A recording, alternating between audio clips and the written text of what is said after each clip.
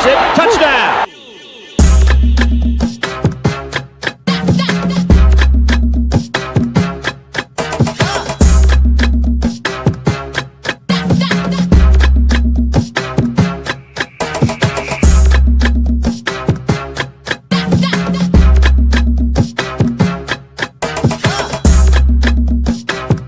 And we've got to thank God every minute of every day. Y'all know what time it is, man. It's time for In the Huddle with your boy, Joe Ham. I'm happy to be here. I will be the co-host. My name is One Live Stu Ryan Stewart. His name is Joe Hamilton, former Heisman runner-up, Mr. Georgia, Mr. South Carolina, South Carolina Hall of Fame, Georgia Hall of Fame, ACC player. I mean, just the list goes on and on and on. But good morning to everybody that's in the chat, and good morning to you, Ham. How you feeling, man? I'm feeling ready to chop it up, Stu. Ready to chop it up, man. I hope all is well with you. And by the looks on your face and that big smile, Kool-Aid smile, I think you're ready to rock and roll as well, man. Yes. Rock and roll time it is. I am ready to rock and roll every Wednesday at 10 o'clock. I mentor the youth at Mary Buckner Middle School here. Mary Buckner Elementary School here in Columbus, Georgia, or Georgetown Elementary School here in Columbus, Georgia. And today, after I got through with my session, the chair of the committee wasn't there. So I did it by myself, and that's all good. But when the kids left, after I asked them some questions and I talked with them, when the kids left, I sat there and was making some notes about the session. Oh, let me rewrite the roll that they signed so the names will be legible. Oh, let me clean this up. Oh, I forgot to move this chair back. Oh, dang it. I forgot. I got to, this table, I got to clean this table off. And maybe I'll be nice and take the trash. While I'm taking the trash out, and this is In the Huddle with your boy, Joe Ham, on One Live Stu Ryan Stewart. While I'm taking the trash out, I said, man, there's something I'm supposed to be doing. I look at my clock. It's 11:15. I'm about 24, 25 minutes from the house. What am I supposed to be doing? In the Huddle with Joe Ham! Now, prior to going to the school, I'm in the car with my computer up, taking notes for the rundown that you sent on yesterday. So I didn't forget about the show, but there's just so much going on. Let me call and remind Miles he's got to do this. This is the first day he's going to drive himself to the drums by himself today. I need to make sure he's got the money to pay. It's just always something to do. So I say all that to say I was a tad flustered coming into the show today. But now that we're here, we're set up, we're going, we've got our audience, people are listening and watching, and on the heels of what you just said, I am elated and very excited to delve into some of these topics today. Yeah, and that's why I like the title of the show, In the Huddle with Joe Ham, because huddle up. It's huddle up time, and when you're a quarterback, all you want is those other 10 guys, hey, all eyes on me, and it's got to be an emphatic play call. Right. I just told Skylar last night, and I was talking to my dad about these quarterbacks. And when you say Skylar, please tell people who you're referring to. Skylar Hamilton, my quarterback that's in the house, my second quarterback. And oh, by the way, we are going on his first official visit tomorrow to Army, West Point, Army. And I can't wait for that.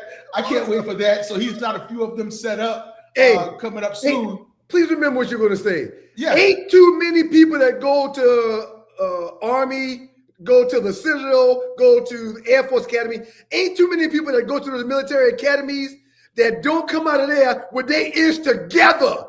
I don't know if you ultimately choose them, but if he does, you probably couldn't have a better school for him to go to. Bottom line. And they weren't on the radar. And they weren't on the radar going into this season. I didn't know anything or too much about them. But the research and listening, those guys are set up. Those guys are absolutely set up. But there's something, Stu. There's something, if I come in that huddle and I say, hey, gather up, guys, no matter what I'm trying to get you to do, run a play, clean up the house, tear down some trees, what have you. If I come in there mumbling and jumbling, not having faith in what I'm about to say, not confident in what I'm about to say, that result is not going to be good. Agreed. That's not going to be good. Whether I agree with the success or whether it's going to, we need to, we climbing uphill, or this is an insurmountable battle, insurmountable task, whether that's the whether that's fact or not, how you say it is crucial as a quarterback. Right. Double right, scat right, 346 hitch, on one, ready break. No. Hey, this is what I got for you guys. Hey, O-line, I need some protection here. We got a big one. Double right, scat right, 346 hitch on one. Let's go. Right. It means something. That's how fired up I am right now. Every single Monday and Thursday on this very same platform, you can catch myself and my brother Doug, the Two Live Stews, for your Two Live Stews experience that happen every single Monday and Thursday at 7 o'clock on YouTube. Stewart Media and Entertainment is the platform that you can find it on YouTube. However, if you can't catch it live on Monday and Thursday at 7 o'clock, you can go back to the very same platform on YouTube and catch it whenever time allows you. It's the same with this, everybody that's watching.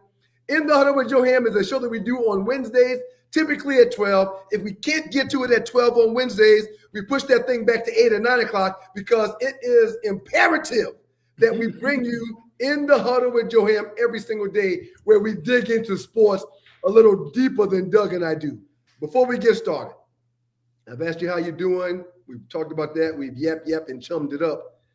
The rundown that you sent had between 7 to 10 things on it. You initially said that you wanted to start with the college football. But since you sent that rundown that was starting with college football, there's been a huge firing in the National Football League. Mike Tomlin, not firing, I apologize. That's not the correct words. Mike Tomlin has stepped down from the head coaching position at the Pittsburgh Steelers, a position he's held for damn near 20 football seasons. So my question to you, while I remind you that last week we talked John Harbaugh. Last week, we talked John Harbaugh for over an hour before attempting to get to other things on the rundown. My question to you, because this is In the Huddle with Joe Ham, do you wish to continue starting by the massive game we'll be watching this coming Monday in the college football playoffs between Miami and Indiana? Do you still want to start there? Or did the huge news of Mike Tomlin stepping down make you want to redistribute how we give our information today and start there? Your thoughts, sir, please. Redistribute. And I don't think, Stu, that we'll go an hour on Mike Tomlin. We might, but here's why. That really surprised us last week with John Harbaugh. That was a gut wrench of how it happened.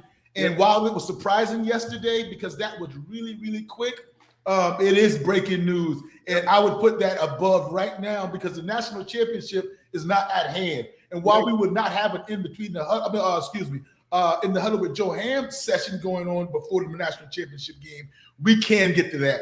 I'm itching to hear your thoughts about Mike Tomlin. Itching. Former defensive coordinator of the Minnesota Vikings got hired about 20 years ago to be the third head coach in 40 years at the time for the Pittsburgh Steelers. Since then, he has stepped away, and he is now, in essence, trying to figure out what he will do next. He's got several options. There's teams that have called that are inquisitive about what he will be doing next. There's networks that have called to say, if you're thinking about taking a year off and you want to talk some sports, we would love to have you. And there's also people saying that maybe, and I say people, not Tomlin. There's also some people saying that maybe Mike Tomlin will take a year off to relax, to find himself, to travel, to sit down and go to the 31 other teams that's in the National Football League to talk to them about what they think should be his next move, who they think he should hire when it comes to hiring another staff if he does that. Joe, I say all that to say this. Please share your thoughts on the first feelings you felt when you heard and or read that Mike Tomlin was no longer the head coach of the Pittsburgh Steelers. The minute I heard it about noon yesterday while I was watching, I think one of the Sports Center shows on ESPN, I thought that, I said to myself, Mike Tomlin had made up this decision already. Mike Tomlin had in his mind this, as soon as we play our last game, not thinking that it was going to be in the wild card first round at home, or maybe it end up in the Super Bowl. But as soon as we were finished with our last game, I'm going to retire. Why do I say, I'm going to step down. Why do I say that, Stu? It's because, man, it wasn't 24 hours, brother. It wasn't 24 hours before he announced that, hey, I'm going to be stepping down. When was his thought process? When did he allow himself to think through the whole career, 19 years, through the whole season? Can I run it back with this same roster? Will I have, the ingredients to compete again? How do I feel inside? Do I have the energy? This is something when you're talking about Mike Tomlin, who has all his ducks in a row. He's gonna survey every single thing. He's gonna look at his body. He's gonna look at his family. He's gonna look his wife in the eyes, and he's gonna say, not just on Tuesday after you played a Monday night game within 12 hours, let's make this decision. It had been talked about. And my second thought, Stu, when I thought about that, be careful what you wish for, Pittsburgh Steelers fans. Because Mike Tomlin, although he is sturdy and he's stoic and he keeps the main thing, and the standard is the standard, if you cut him, he'll bleed. And when you sit there with everything that you have done for the Pittsburgh Steelers organization and franchise, and you start to hear boo birds and fire Tomlin and those things, like, my God, guys, I mean, you're running me out of town. And those are the first two things that came to my mind. And I was so happy, Stu. I was so happy that the Rooney's back was not against the wall and Mike Tomlin's back was not against the wall to where we had to hear the word fired or resign or mutual agreement. I was also ecstatic that when you heard the Rooney put out a statement as far as what happened, that it caught them by surprise and they would have wanted Mike Tomlin back. So this is a decision coming strictly from Mike Tomlin. And remember, there are 9 coaching vacancies in the NFL. 8 of those 9, those head coaches got fired. And only 1 vacancy is where somebody stepped down. And that guy that stepped down was Mike Tomlin. Those are my thoughts right now. And what I say, Stu, shout out to Mike Tomlin. Job well done. Well done. In the huddle with your boy Joe Ham. I'm one live Stu Ryan Stewart. You said a mouthful. Let's start here. And it's one of those things that we talk about often on this show. You and I will never know. We can read, we can do research, but there's certain things that take place in this world where if you're not a fly on the wall in the room, there's no way you ever know. The owner of the Baltimore Ravens is Steve Bisciotti. Yes. The general manager of the Ravens is Eric DeCosta. Prior to Eric DeCosta being the general manager, it was Ozzie Newsome, former player, former Raider great, built the dynasty that we know of in the last 2 decades, known as the Baltimore Ravens, with John Harbaugh. He was the Ozzie Newsome was a Raider? Come on, man, you know that. I thought he was a Brown. Oh, okay, I thought he was a Brown. I thought he was a Cleveland Brown. I digress. It's no huge deal. It could be both. Let's see. Be both. I want to see. Now you got me. I'm going to remember your task. I think he was a Brown, Stu, dog. And he could have been a Raven, but his whole career, his Hall of Fame career was. I definitely know he was a Brown.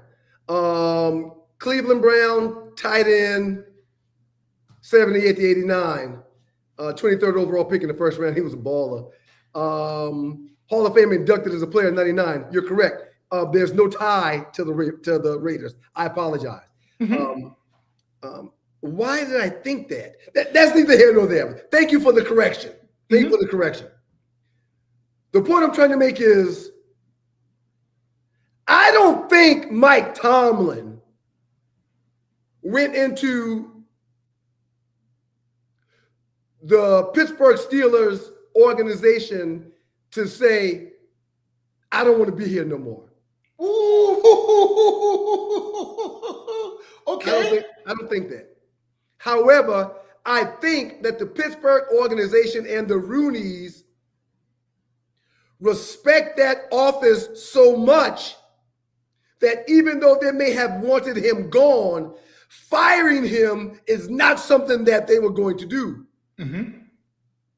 And that's being business savvy, and that's also showing respect to the guy that you do have enormous respect for. Yes. If you fire Mike Tomlin, he's on the open market to go and do whatever he wants to do the minute you say your duties here are over. If y'all come to an agreement and he resigns and or steps down, you still have his rights for the remainder of his contract, which is 1 more year. Excellent, Stu. Yep. So that's why everyone that says Mike Tomlin more than likely will definitely remain out of football for the next upcoming year, they're saying that because the Pittsburgh Steelers still have the rights to Mike Tomlin for the next season. If someone like Atlanta, like the Ravens, if someone that you mentioned with these 9 current coaching vacancies, if someone from one of those 9 teams come and say, we want Mike Tomlin, they're not calling Mike Tomlin. Yes, they got to call the Pittsburgh Steelers. That's correct. That is correct. That is had correct. he been fired, then they could contact him directly because he's not under contract with anybody. So that's the first thing I wanted to say. I'm not buying the Rooneys telling Mike Tomlin, you got to go. I'm not buying that. Mm-mm. I do buy that one entity being Mike Tomlin and the other entity being the Pittsburgh Steelers.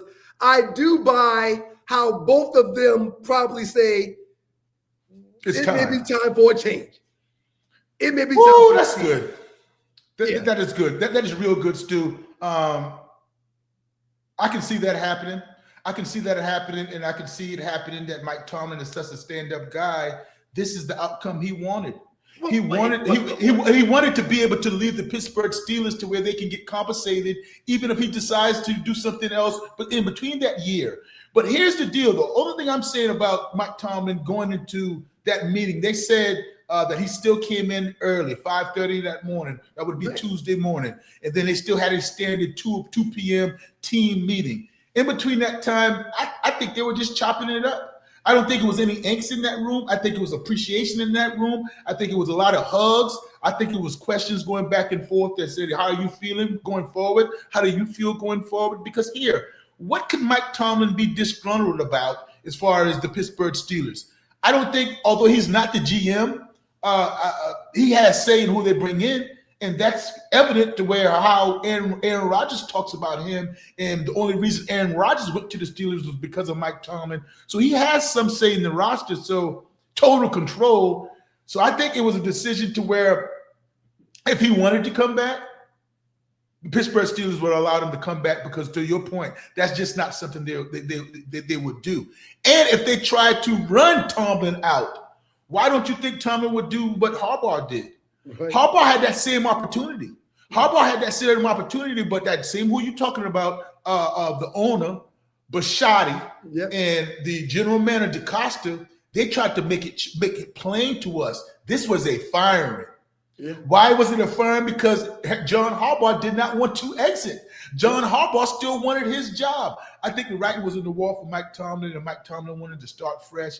And I firmly believe that it wore on him as far as the appreciation. 19 years, he alluded to his kids out of high school now, going to college, that he's going to enjoy himself. But that is a guy right now on the market.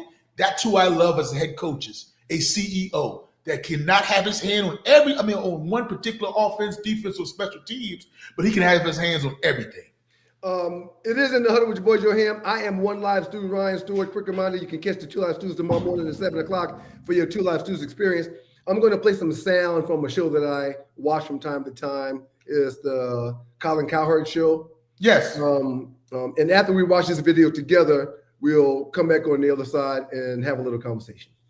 Mike Tomlin has officially stepped down after a historic 19-season run. I think it's the right move. Fans are chanting, fire Mike Tomlin. It's time. I think Pittsburgh needs a reset as an organization. It's easy to just blame Mike Tomlin. If I was the Steelers, I would offer the job today to Kevin Stefanski. Kevin Stefanski, how sweet would that be? The Browns let him go. 2-time NFL Coach of the Year, Pittsburgh. The winner in this is the New York Giants. Now they've got Harbaugh, Stefanski, and Mike Tomlin. Suddenly it went from a lean coaching market to the best in a long time. In the Huddle with your boy Joe Ham, I am one live student Ryan Stewart. Where do you want to start with that, Joe? I want to start by, I did some research for you to kind of digest and swallow up. Okay. It's not going to be Kevin Stefanski. Okay. It's not going to be going to the Steelers now. Not anybody that you know. Mm-hmm. No name that is coming up right now. They don't do that. No, sir. No, sir. They don't do that. We had not. I had heard of Mike Tomlin before he got hired to the Pittsburgh. As too did I. Because he was on the staff when I was at the Tampa Bay Buccaneers. I had not heard of Bill Cowher when he was a special teams coach at the Kansas City Chiefs before he got hired. And we all know we weren't born when the Rooneys, come on, give me the first coach, the legendary coach for the 4 Super Bowl. Chuck Noll. Chuck Noll. We wouldn't have known his age, but I know he was a young coach. Those guys were both 34 years of age. Bill Cowher, and Mike Tomlin, and nobody had heard of their names surfacing as far as hot candidates. So, stop right there real quick. It's funny to me how every coach since 1969 that the Steelers have had has not been fired. All of them. They get it right, brother. It's funny to me how every coach since 1969 that they've hired has been a young up-and-coming coordinator that was somewhat unknown, but how every coach since 1969 that has been hired by that family, the Rooneys, and by the Pittsburgh Steelers, none of them have been fired. Chuck Noll, Bill Cowher, now Mike Tomlin. These people, as we alluded to last week, they get it, Joe. They get it. And you know why? And you know why they hadn't fired anybody? Because they don't listen to Colin Cowherd. They don't listen to our highest Kevin Stefanski right now. Hey, Kevin Stefanski didn't get it done in Cleveland. Now, why am I bringing him in here from a team in the same division that didn't win with their services, that's coming off of a year where they don't even make the playoffs? Why am I hiring him to come coach my team? And not only that, and I'm on Kevin Stefanski is a solid coach, but anytime to me, your head coach struggles in his go-to side of the ball, and that's not the strength of the team anymore, that sends alarm clock bells in my ear. Kevin Stefanski botched the quarterback situation in Cleveland, and he botched the offense. So don't tell me he's going to come in here and we don't have a quarterback on our roster that's experienced, and he's just going to galvanize the team. I don't say he's not going to be successful, Kevin Stefanski, but that's not how the Rooneys do it. As management, and see, that's how the Nordics work too. The Nordics' job is to get another Nordic an opportunity.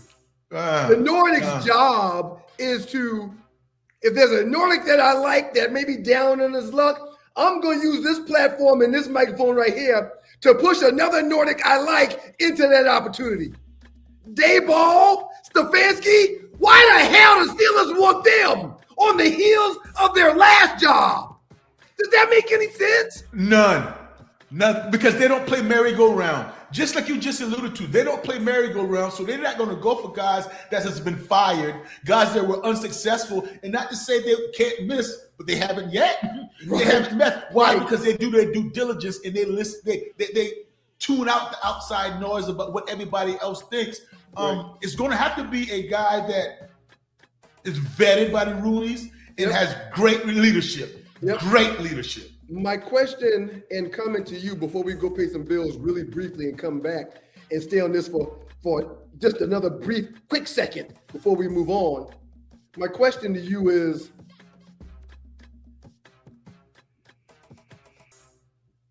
if you can hire someone that you think is a great defensive coordinator or great offensive coordinator that's never had a head coaching job, that's who them people looking for. Yep. They don't want to retread. Nope.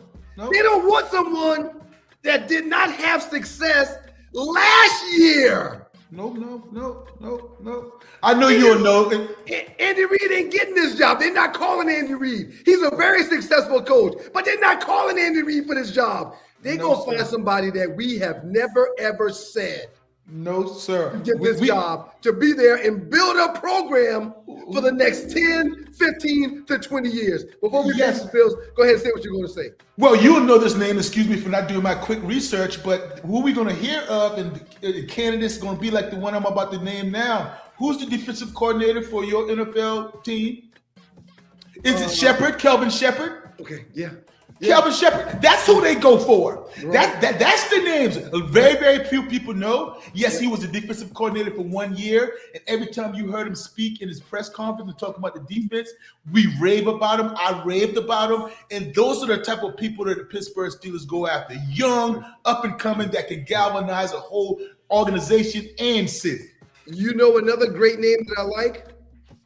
Defensive coordinator right now for the Minnesota Vikings, Flores. But it won't be Flores. It won't be Flores.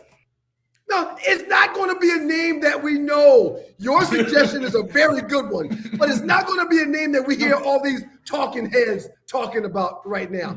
We'll stay on this for another brief moment get back before we move forward. Before we get into the college football talk, which has to take up a bulk of our time. There's so many facets to talk about it. Ooh. The semifinal games, the game now that we know will be the finals game, that being Miami and Indiana. So much to talk about. The idea that grown men are playing for Indiana now. We'll basically, it's in the order with your boy Joe. I'm one live student Ryan Stewart.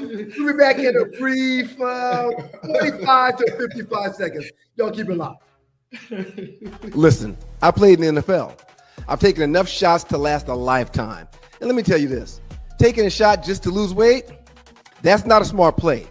That's why I roll with Brain IQ. The all-natural weight chews cut cravings, boost metabolism, and sharpen focus. No needles, no chemicals, no crash. Just results you can chew on. And Brain IQ is not just about weight chews. They've got a full lineup of all-natural products to keep your mind sharp, your body fueled, and your health on point. Skip the needles, choose natural. Order now. BrainIQHealth.com/REF/1LiveStew. Brain IQ Chews. Smart, natural, built for results.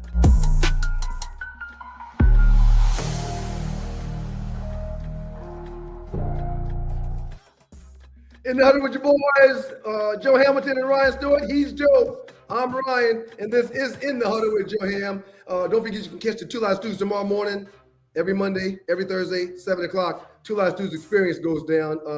Some really good stuff to talk about tomorrow on the Two Live Stews. But let's finish things up right here with the Pittsburgh Steelers talk and the Mike Tomlin talk when it comes to him resigning from the post and the position of head coach for the Pittsburgh Steelers. Let's talk about the game. That we saw between the two teams.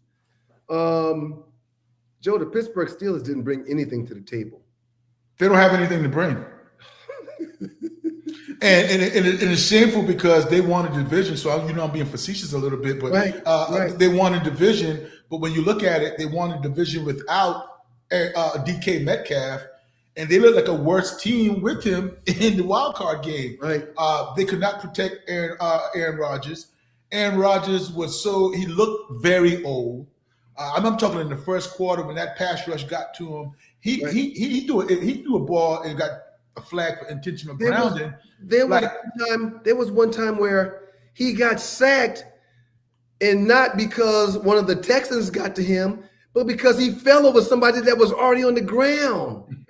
That went down as a sack. So the first person that touched him was the person that got the sack. But yeah, he didn't look like the Aaron Rodgers of old. He looked like an Aaron Rodgers that was trying to get passes off, and he had a decent year, but he looked like Aaron Rodgers that was afraid that pass rush was going to get to him every snap.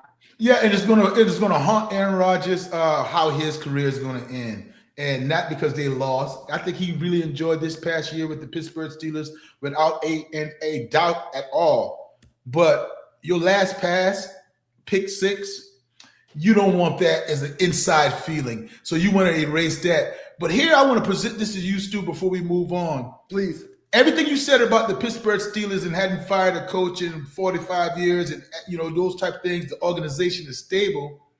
This is not a good job currently. No, it's a good job for a head coach to say, I want stability and I want to make sure that they're going to give me time to build a team. They're going to be very patient for me to establishing a culture back to physicality, what you're known for when you watch the Pittsburgh Steelers. But if you look at the roster, you go to the roster and say, at least we have who?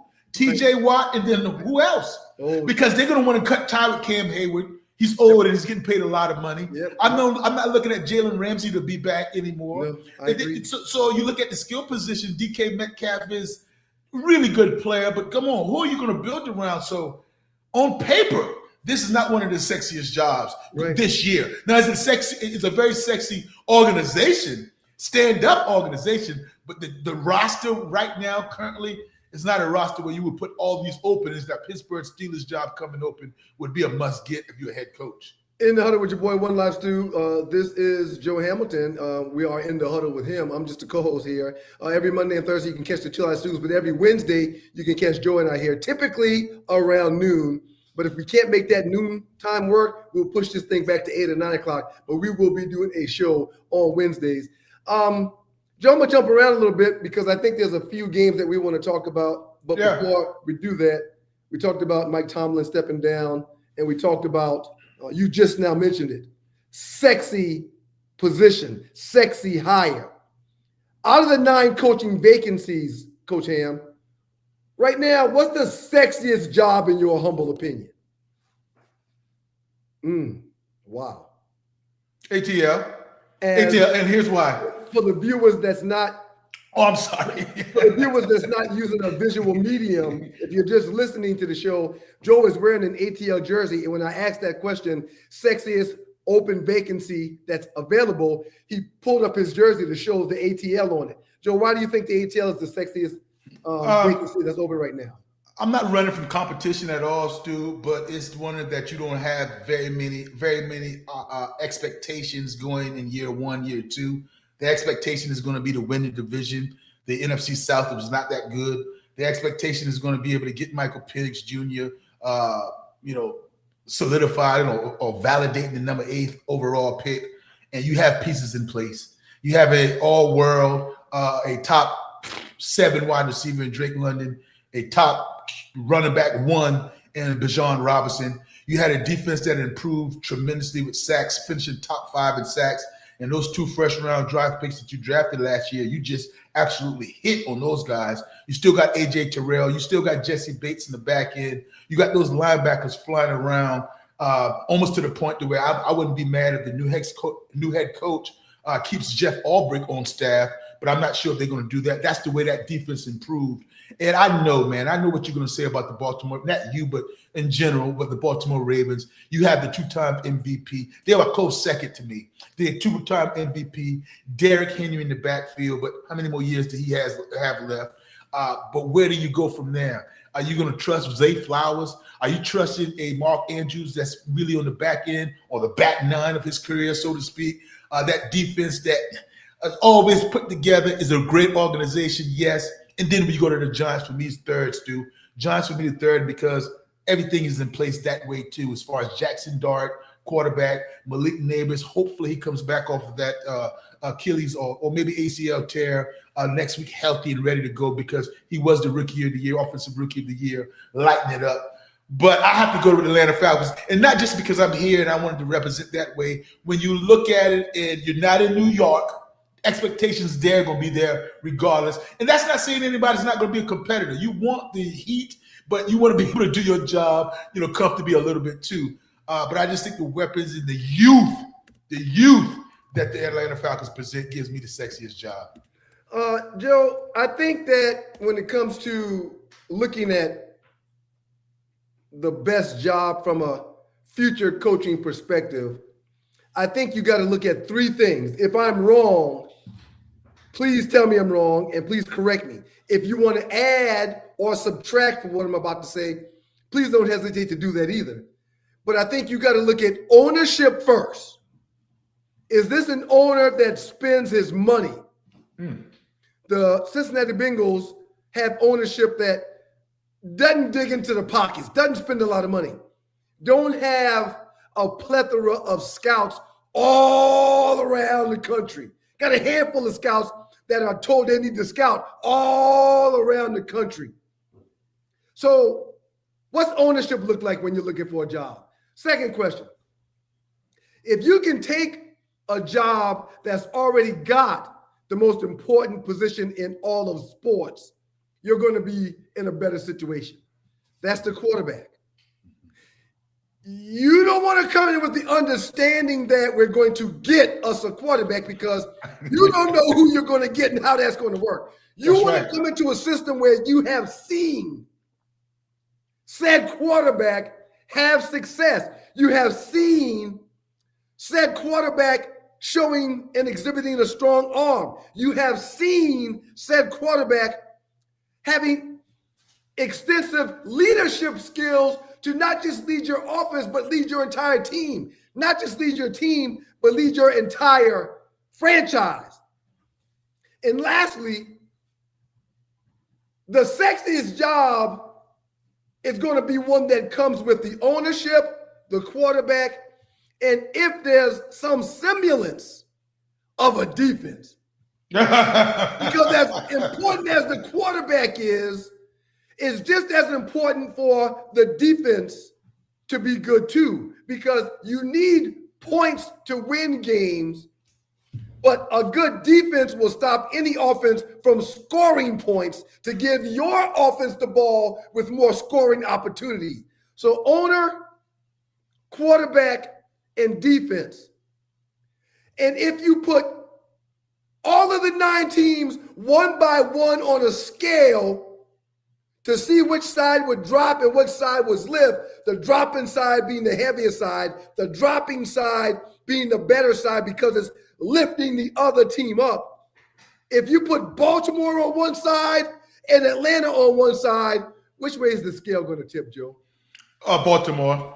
It's going to tip to Baltimore, and I'm not sure. I'm not knocking you in Atlanta. Atlanta's got. I believe that Arthur Blank has spent money trying to show the world he'll do it. Hell, he just gave a torn Achilles quarterback $100 million guaranteed and turned around and spent the money that it took to draft another quarterback, number 7. That's good ownership in Atlanta, just like Biscotti in Baltimore. But the quarterback situation here in Atlanta compared to Baltimore and compared to New York is a current nightmare. Yeah, current nightmare. Absolutely. So no doubt about it. You know, that was my second pick, and you're right. I can't argue with that at all. I can't argue. And I'm not trying to be right or wrong. We're just talking. I'm not trying to be right or wrong. I absolutely loved your list. I would only substitute number 3 when you say defense, which you're right, and I'm not even going to substitute. I just add on to it. I'll add on skilled players. And that goes along with the defense and goes along with who's there. Just skilled players. How many dogs do I have? How many go-getters do I have? Right. But also, I would like to add to, I'm not saying 1, 2, or 3. I would add to a number 4, if you will, Stu, the relationship, if I'm a coach, the relationship between myself and the GM.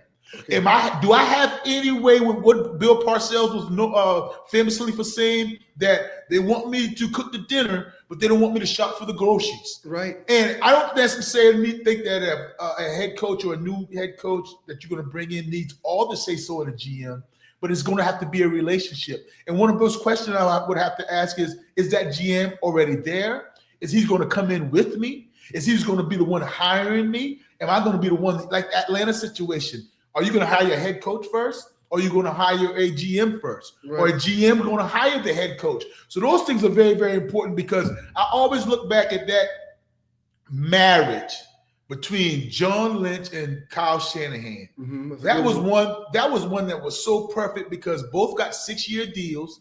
Both were never in their job before, although Kyle Shanahan had called plays before as an offensive coordinator. You know about his dad, but John Lynch was a very, very good football player, won a Super Bowl with Tampa Bay, but he had never been in the front office as a GM. Matter of fact, he came up the analyst booth working with Fox. So 6 years, and they had a friendship already. So I think that's very important, how you build a team in the wants of a head coach and the direction of a GM, general manager as well. But that's an outstanding list. This is In the Huddle with your boy Joe Ham. We just talked about sexiest coaches. We just talked about not sexiest coaches, sexiest coaching opportunities for coaches. It sounds like you're of the thought process that the Falcons are 1, the Ravens are 2, and the Giants are 3. Am I right with saying that? Yes. Okay, and I simply think that the Ravens are 1, the Giants are 2, and the Falcons are 3. I don't think anybody's wrong with that, but I'm very excited to see how the dominoes start to fall here within the next week or so, because I don't think Harbaugh is going to be taking a long time to take a job. I think he will be taking one, and I do think that Mike Tomlin may take some time off. Sir, research showed me that Mike Tomlin has made, and I hate putting my hand in people's pockets, but Mike Tomlin has made more than $40 million in salary money from the Baltimore Ravens. And maybe it's me, but you give me that kind of bread, man. As glory-filled of a position that being the head coach is, man, let me just take my money and go ahead and do a few other things, man. It's so much time that goes into making the $10 to $12 million that you may make as a coach.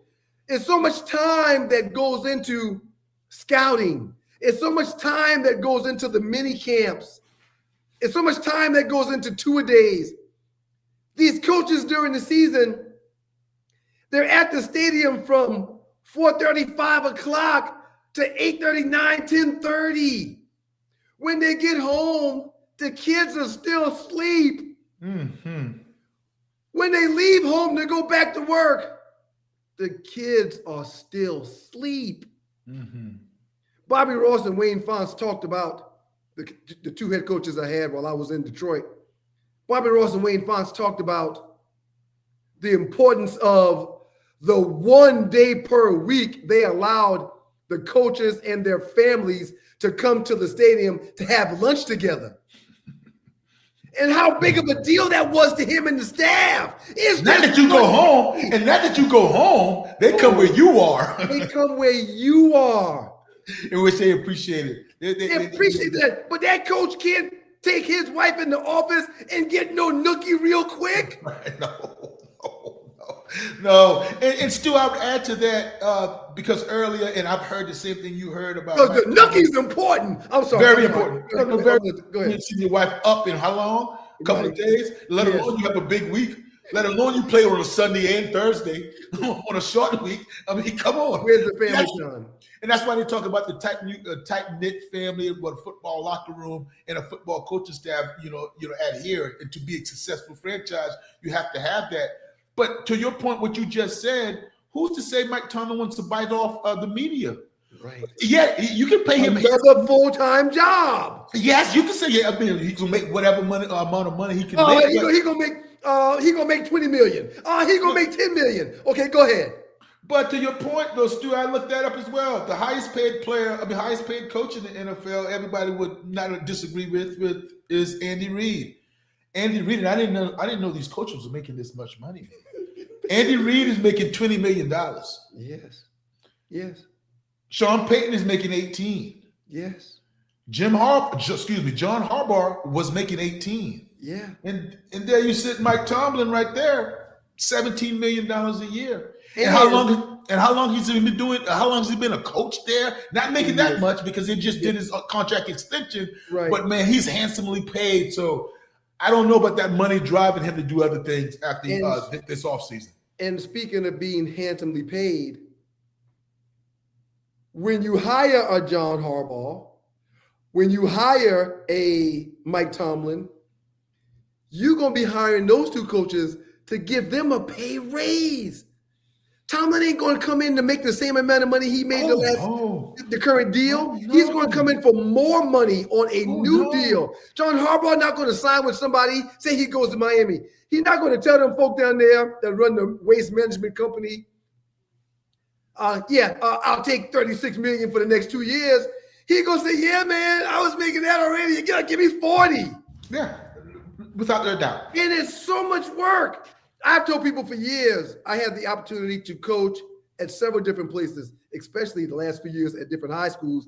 I get a high school opportunity to coach often. Mm-hmm. And I keep telling them, I still got to drive my kids to practice back and forth. My kids are going to need me at their school when I'm going to need to be at your school doing whatever you want me to do outside of my coaching activities. So I have to pass.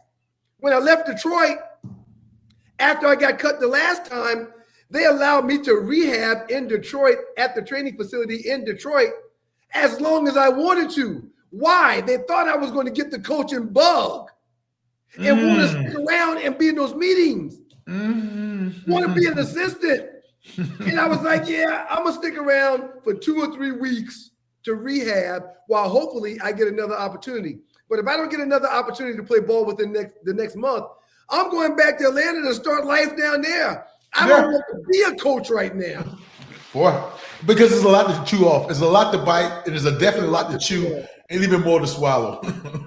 Before we talk about more chewing and swallowing, you mentioned the head coach that's being brought in being on the same page as the general manager and or president of the team, like they have down there in Tampa with John Lynch, okay, when he took that job.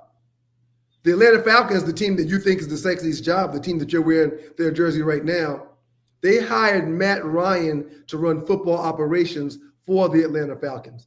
I want your thoughts on if you're giving that a thumb up or if you're giving that a thumb down and why. Well, 2 thumbs up, just 2 thumbs up, and I'm ecstatic about the move. Why? Former quarterback getting an opportunity where he spent the majority of his career playing for, knowing the culture, knowing the ins and outs, knowing the fan base, knowing all about that organization. And I love the smarts of Matt Ryan. And when anybody would tell me any negative of why Matt Ryan can't do this or should not be the guy, I'm all ears. Because no, I don't have it figured out, but I'm all ears because what makes you think, or what has he shown that he can't get this job done? What is he showing? And so I go back. If somebody can take, in which you don't, and I don't want anybody to take out the Super Bowl because that's huge. Huge. No, you said you don't want anybody to take that out. No, because that's a huge point. That's a huge point. Not Matt Ryan's Super Bowl, but the next point I'm about to make about Super Bowl pedigree. Okay. Because that's going to separate him from some of the names I'm going to call. 2 names I'm going to call right now. John Elway had no experience when he went in the GM office. Okay. None. And his experience was that he was a 2-time Super Bowl champion and that he was a very good player and a Hall of Famer. Yeah. All right. We just talked about John Lynch. John Lynch was a Super Bowl champion at Tampa Bay, but he had no experience in the numbers of being a GM. So he was green as well. All right. So now Matt Ryan, MVP, went to a Super Bowl, did not win one. What makes anybody think that he wouldn't get in that role or step in that role? And it's not a GM role. It's not a player of operations role. It's just a president of football role. Everything football he'll be handling. I think I'm safe with Matt Ryan. Can I ask you a couple questions? Yeah, please, sir. With your boy Joe Ham. This is One Last Dude, Ryan Stewart. Every Wednesday we're here. Thank y'all for choosing to be here. Chat room, I have not forgotten about y'all. Tons of questions and comments in the chat. Hopefully we'll be able to get to some of those. First question I want to ask you is, you played with the great Peyton Manning. Yes. How often did Peyton Manning make the decision on what call was going to be made on the football field? Oh, goodness. Well, just while you were there. Oh, God.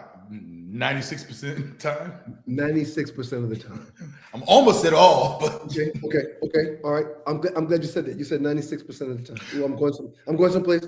Don't you do it. I'm going someplace. So Peyton made the decision of the call that was going to be made on the field.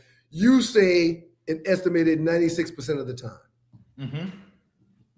How many times while you were with Peyton Manning did Peyton Manning change a call that the offensive coordinator sent on the field?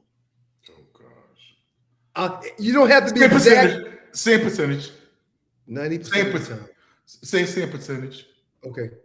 And not in angst, though. All right. Not in angst. No. Not in that. You don't know what you're doing. Let me change. Right. It. No, right. Yeah. But I see something better. Yes, I feel something better. 4 plays ago, XYZ just happened, and I see them with the same formation on the field now, or the same players on the field right now. So I know you sent this in, but because of what I've seen and what I've experienced in the first half, I'm going to usurp that or change that to do something that I think puts us in a better position to be successful. I know where you're going, so go ahead. That's why I don't like Matt Ryan for this position. For one play, Stu. No. You said one play you're going to bring to me. No, not for one play. Okay. For an entire Super Bowl that was lost. Joe, you can't Clock tell management. Okay. Joe, you can't tell me that the quarterback doesn't affect clock management. You can't tell me that a head coach and an offensive coordinator are not going to listen to said thoughts of quarterback that is the highest paid and a former league MVP. You can't tell me that when you got up 28-3 in the first half by running the ball, and in the third quarter, you don't run the ball and you find yourself in your lead dwindling.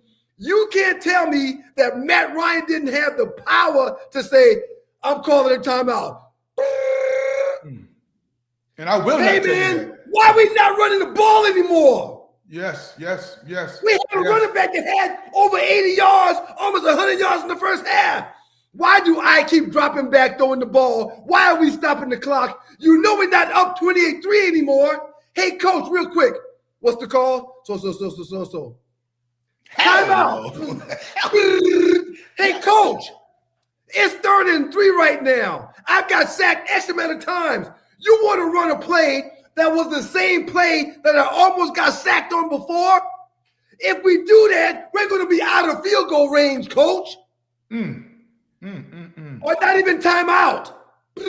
Not even question, hey, coach, why are we doing that? What's the call? X, Y, Z, blah, blah, blah, blah, blah. Oh, no, we're not doing that. The person that we got on the field, okay, let's do this. Peyton does that. John Elway does that. Yes. You just mentioned John Elway being a GM. I know for a fact, and you played with John Lynch. John Lynch has taken over a defensive huddle and a defensive call as well. Leaders do that. Yeah. Matt Ryan didn't show me that. So if you tell me John Lynch might be a good GM, I've seen leadership on the field that allows me to understand, Don't do that. You haven't seen leadership with Matt Ryan his entire career. Now, if you're going to put that one, and I agree, that I couldn't stand that move. Everything you just said about that Super Bowl, it falls at the feet of Matt Ryan. But I'm not talking about Matt Ryan's entire career. Maybe he exhibited that type of leadership. Maybe he's changed the call other than that. But during the biggest game of his life, he did not show that leadership. He did not act like Peyton Manning. He did not act like John Lynch. 2 guys you mentioned that's won Super Bowls. Why does that have to have a negative impact on him being a president of football? I mean, able to do this, Stu. Able to look at a practice and say a practice doesn't have enough energy going in. Able to look at, a wide receiver that you looking about or thinking about drafting in the NFL draft, and he said, "Nah, that man don't bend enough. That man don't come out of his routes good enough. That guy doesn't run crisp enough route on the route tree." Or what if he's looking at an offensive tackle and say he's a little bit heavy in the feet? What about all those things that he can do? That he can do. Joe, that's what he's bringing to the situation, not the fact that he messed up in the Super Bowl. That don't correlate because I did my homework for this, Drew. I'm going to say something to you. I'm going to say something to you because I didn't do it for you because we made it a point not to get each other's opinion on this. Yeah. But I bring you to boy, Mont. the chat is lighting my behind up. Go ahead, Joe. I'll bring you something. Ben Johnson. Do you think he's a pretty good head coach and offensive coordinator? You make me sick to my damn stomach. Do you think so? I think he's great at what he does. Do you think Kevin O'Connell at Minnesota is great at what he does? I think he's great at what he does. You think that Andy Reid is great at what he does? He's got a few Super Bowls. There's no question. He's great at what he does. When those guys were on the football field, and the first two I mentioned to you were quarterbacks, stunk.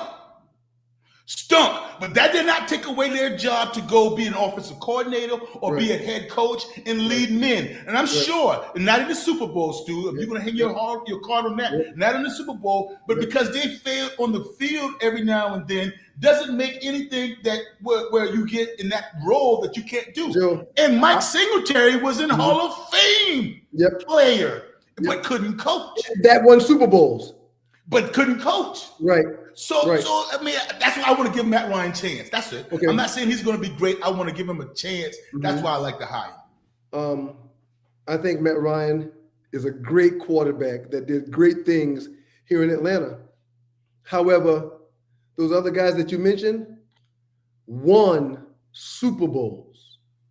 Now, those other coaches that you mentioned, before getting a head coaching job, they showed to be proficient as position coaches. Yeah. They showed to be proficient as offensive coordinators, defensive coordinators, and or special team coordinators. Matt Ryan ain't showed me none of that. And if you can botch a handful of decisions that need to be made in the Super Bowl, then why am I going to give you the opportunity to make the decisions on who we bring in the coach? Why am I going to make the opportunity for you to tell me the players that you think have that dog in them that we want to draft in the first or second round? Oh, no. He's not a first rounder. He probably should go on the third day of the draft. Why should Matt Ryan be empowered to do that when he didn't win a Super Bowl, when he's never been an offensive coordinator, when he's never been a defensive coordinator, when he didn't have the balls? I'm sorry. He didn't have the testicles to call a timeout and say, hey, what are we doing? You are correct. I did this homework for you, Stu. I did this homework for our conversations, just for our listeners right now. I did this homework for you, and take this as you may. I listened to the whole presser with Matt Ryan yesterday. I listened to the whole presser. His job is not to hire a GM. His job is not to hire the next head coach. His job is a consultant, some ears, somebody that I can lean on and give me some good insight. Not that I'm going to take it, not that it's the last line, not that you're going to go to Matt Ryan. If a Matt Ryan says this, then it's going to be all He's not making that decision, but they're taking input on these decisions from him. Why not? Right. But you can't find somebody that's done that job for 10, 15 years. You can't find somebody that's done that job for 4 or 5 years. You can't hire someone that has shown that success in doing that job at one of the other 31 franchises that exist. I just want the best. We hadn't won a goddamn thing. I just want the best. And they created that for Matt Ryan. They didn't have that. Create the position for him and pay him whatever you want that allows him to lead up the fan experience. Don't do that. Now, Stu, you're knocking him now. You're knocking him. I'm not knocking him. I'm not knocking him. No, you're going to put the guy outside the building? You're going to put the guy outside the building? Fan experience, Stu? He's not going to be the guy. Come on. Listen. Come on. No, he's not going to be the guy that makes the final decision. No. But he is the guy that's going to give input to the people making the final decision. You can't get that input from somebody that's shown to have success to do it because y'all were up 28-3. He was the former MVP, and he allowed everything. And no, in the chat room, no, he don't play defense. No, he don't play defense. He ain't got nothing to do with that. But he's got everything to do with what is done offensively on that football team when they're up 28-3. as the lead starts to change and y'all ain't doing nothing you did in the first half to get that insurmountable lead, why do I want him giving advice to the people that's making the decision? I'm not saying it's wrong. I'm not saying it's not going to work. Right. I'm just saying, and I don't question this at all, I'm confident that they can find someone that's done it before better than Matt Ryan may possibly be able to do. For the record, about that Super Bowl and everything you're saying, wholeheartedly agree. Wholeheartedly agree. Everything about that Super Bowl you alluded to, wholeheartedly agree. I just want to get for the record my opinion about what happened, and a lot of people blaming Kyle Shanahan for it and hating Kyle Shanahan. Right. I agree with your sentiment about that. However, not about the Matt Ryan hire being president of football. One more time for the record, and y'all can clip this. I am not saying that he is going to fail in his new position. I am just saying that he in his new position is the ultimate unknown.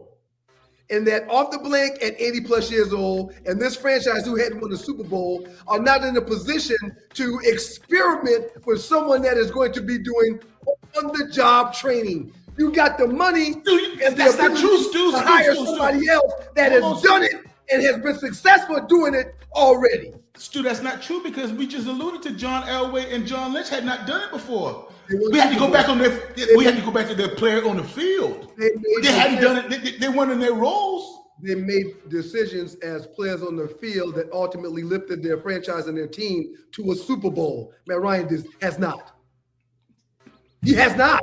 I gotta digress when you're talking about. Then that's why I alluded to when you have to bring up that Super Bowl. And again, this ain't a right or wrong thing. And again, I'm not saying that he will not be wildly successful. I'm just saying he's an unknown with this $1 million job he just got handed. I think Matt Ryan's a tremendous leader. I just think Matt Ryan's a tremendous leader. I'm not saying he's not, but he didn't show that tremendous leadership when they were up 28-3. Fact. Lynch did. Peyton Manning did. John Elway did. Facts. So I'm not saying you're wrong. I'm just saying Arthur Blank ain't got time to keep shaking and blowing the dice. He gotta roll them bitches, man. Yeah, he gotta roll it, man. Father Time is coming up. Jerry Jones ain't got time to keep blowing on the dice and making decisions.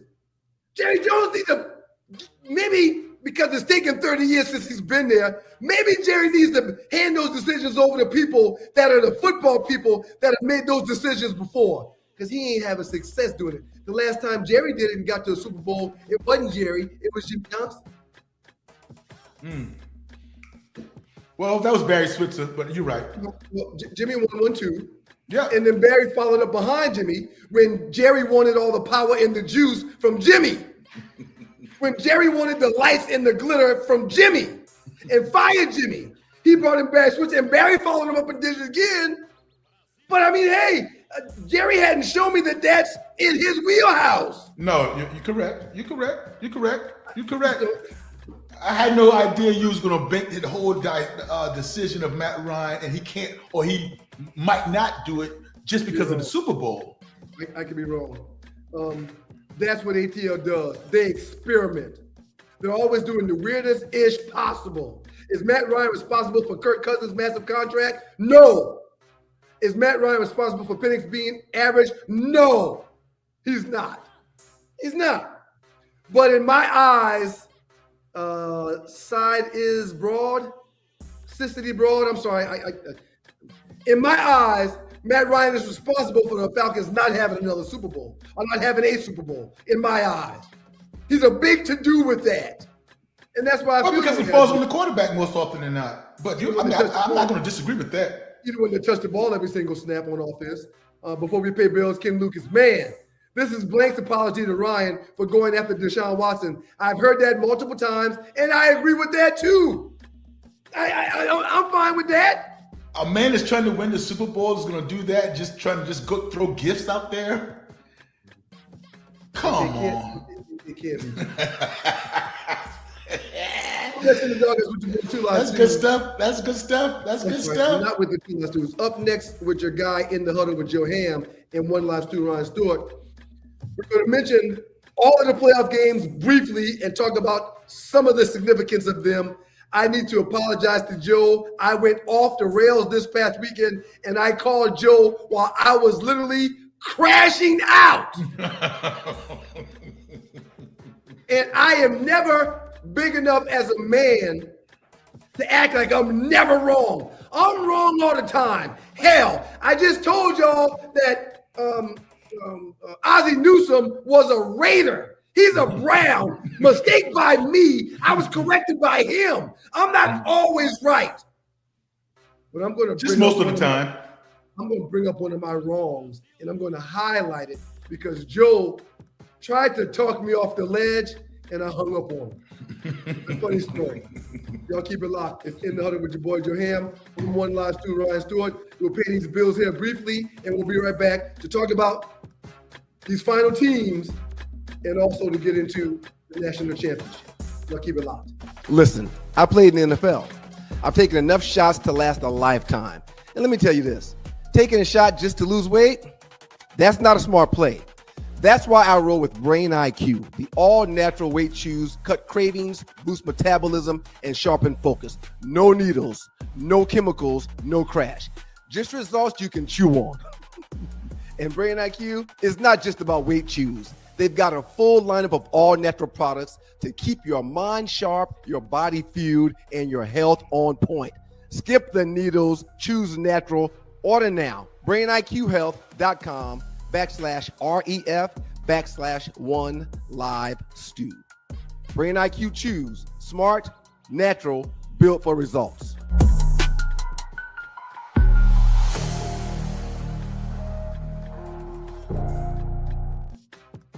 In the Huddle with your boy Joe Ham. I'm one live student, Ryan Stewart. Quick reminder, tomorrow morning at 7 o'clock, you can catch Doug and I right here on this same platform. Tomorrow morning at 6:30, you can catch Doug, Tree, and myself putting together the show that's going to go down at 7 o'clock. So if you've got the time, please jump on in the meeting with us at 6:30. If you've got the time, please come back and watch the show live at 7. But if you can't watch it live or be a part of the meeting, you have the opportunity to catch it whenever time allows for you. Again, this is In the Huddle with your boy Joe Ham. We come here every single Wednesday to do what we're doing. And hey, man, an hour and 8 minutes is already gone. And we've talked about two things. Before we move on to college football, I'll spend a little bit of time there before we get up out of here because I got someplace I need to go. No doubt. He texted him and told him I'm going to be late. I said, read the message. Yo, I know I told you I'd be there by 1:20, 1:30, but I'm going to be late. If you want to know why I'm late, log on to 2Live Stews, Facebook.com, 2Live Stews, YouTube.com, and watch In the Huddle with me and Joe Ham. That's beauty. That's beauty. That's a beautiful thing. So I'm going to be late. Joe, the Chicago Green Bay game was a game that absolutely blew my mind. Full transparency here, I had a small wager on that game. And my wager wasn't specifically on that game. My wager was in a parlay. So for me to win a 5-team parlay, I needed to win 3 more games, and that was the first of the 3 games that I needed to win because I'd already won 2 games prior to that. I'm not going to tip my hand and tell people or show people what I did or what I said. But in your humble opinion, I'm wanting you to explain to the listeners that are watching In the Huddle with Joe Ham what took place on the phone call when I called you at halftime of the Chicago Green Bay game. This is over. This is over. I don't know what I'm talking about. And I'm like, hey. What was over, Joe? What was I saying was over? The game is over. You said the game was over, and I couldn't believe it. And I was trying to tell you about what Caleb Williams and the Chicago Bears has done or did the entire season. Now, you can't bet on what they did, Stu. You cannot be betting and gambling that it will happen again. But at what point do you say, this is who they are? Now, Stu, I said that to you just knowing football, but I didn't say that with belief now. So don't put me up there like, hey, I was right and you were wrong. I was just telling you to watch it. Be careful because you talk about, you were the epitome of coming. I mean, I'm surprised you finished watching the game because you could have gone off and did something else. I crashed out. and I wouldn't have gone back to watch the game, but I gave that game one more series. Mm-hmm. After halftime, when we got off the phone, I gave that game one more series. And in that series, the Green Bay Packers received the kick at halftime. In that series, the Chicago Bears stopped the Green Bay Packers with their first drive after halftime. Mm-hmm. Mm-hmm. So after Green Bay gets the ball and I give them one more opportunity to see what's going to happen, and Chicago stops them, and then Caleb gets the ball and drives down the field and score, I say, okay, I'm now locked in for the remainder of the game. Locked and loaded.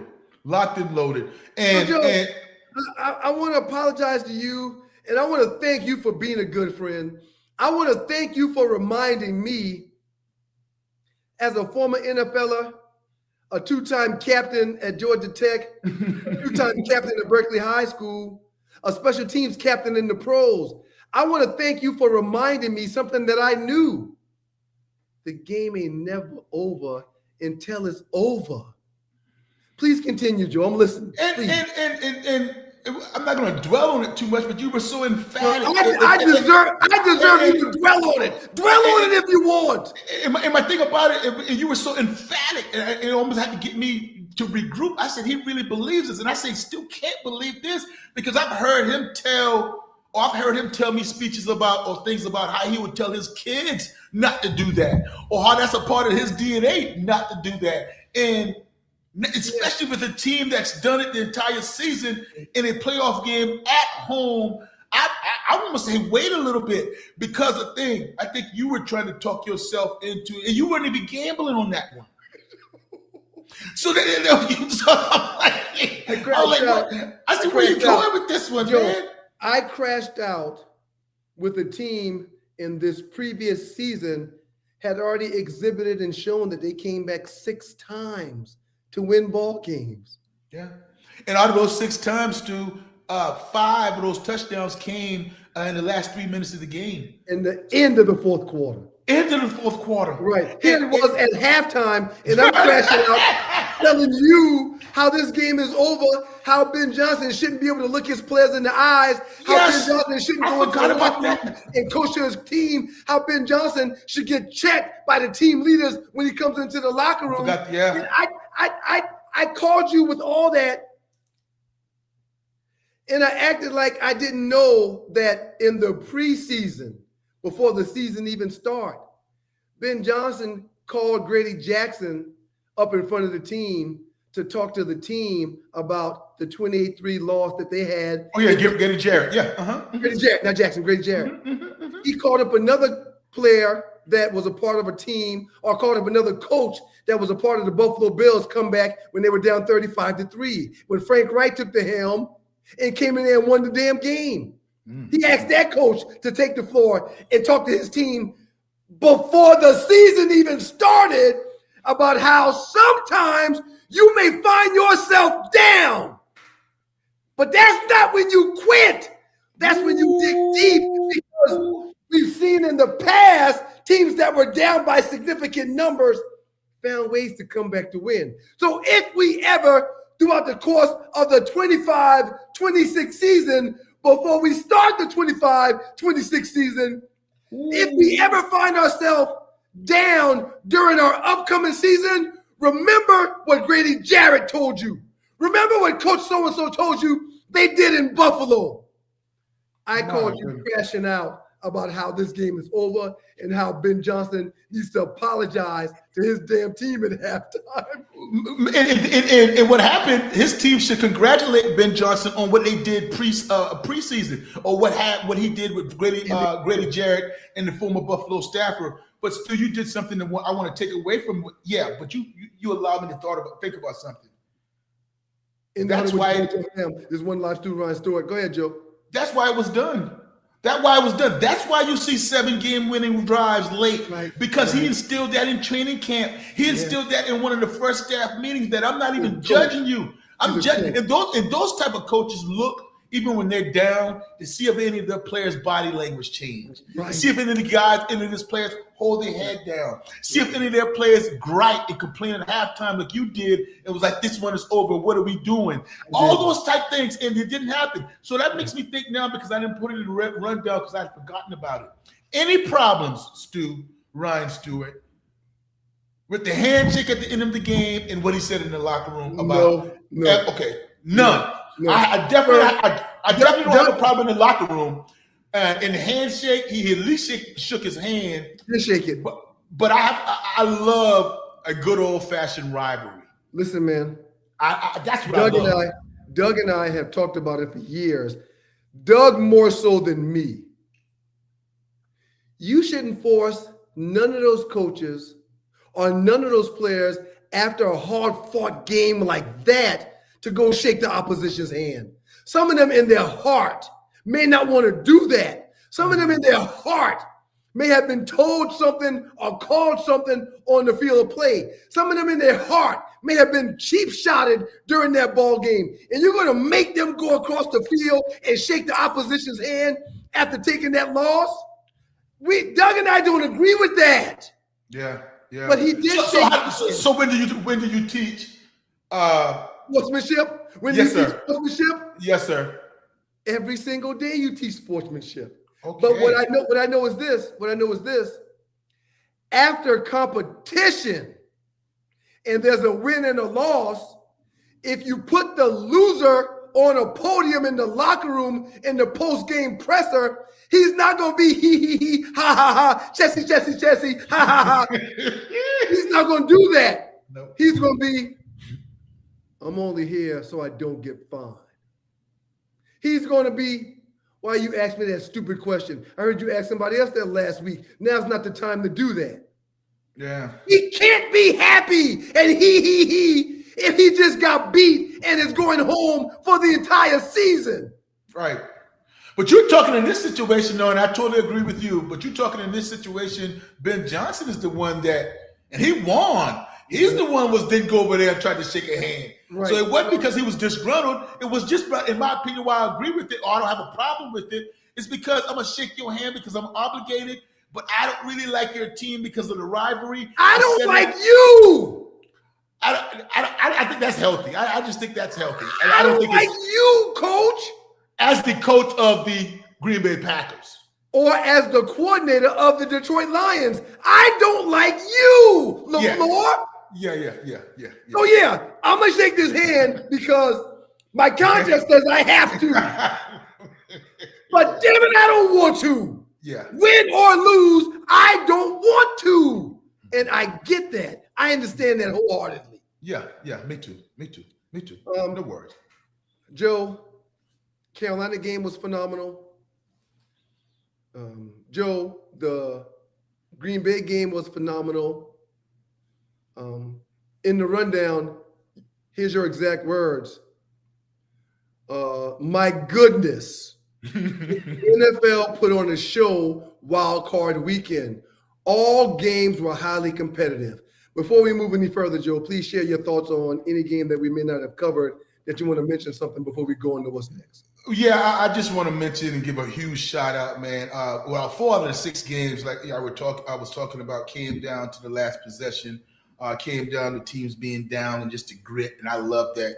I love being able to watch a game that's in the four quarters and it's back and forth.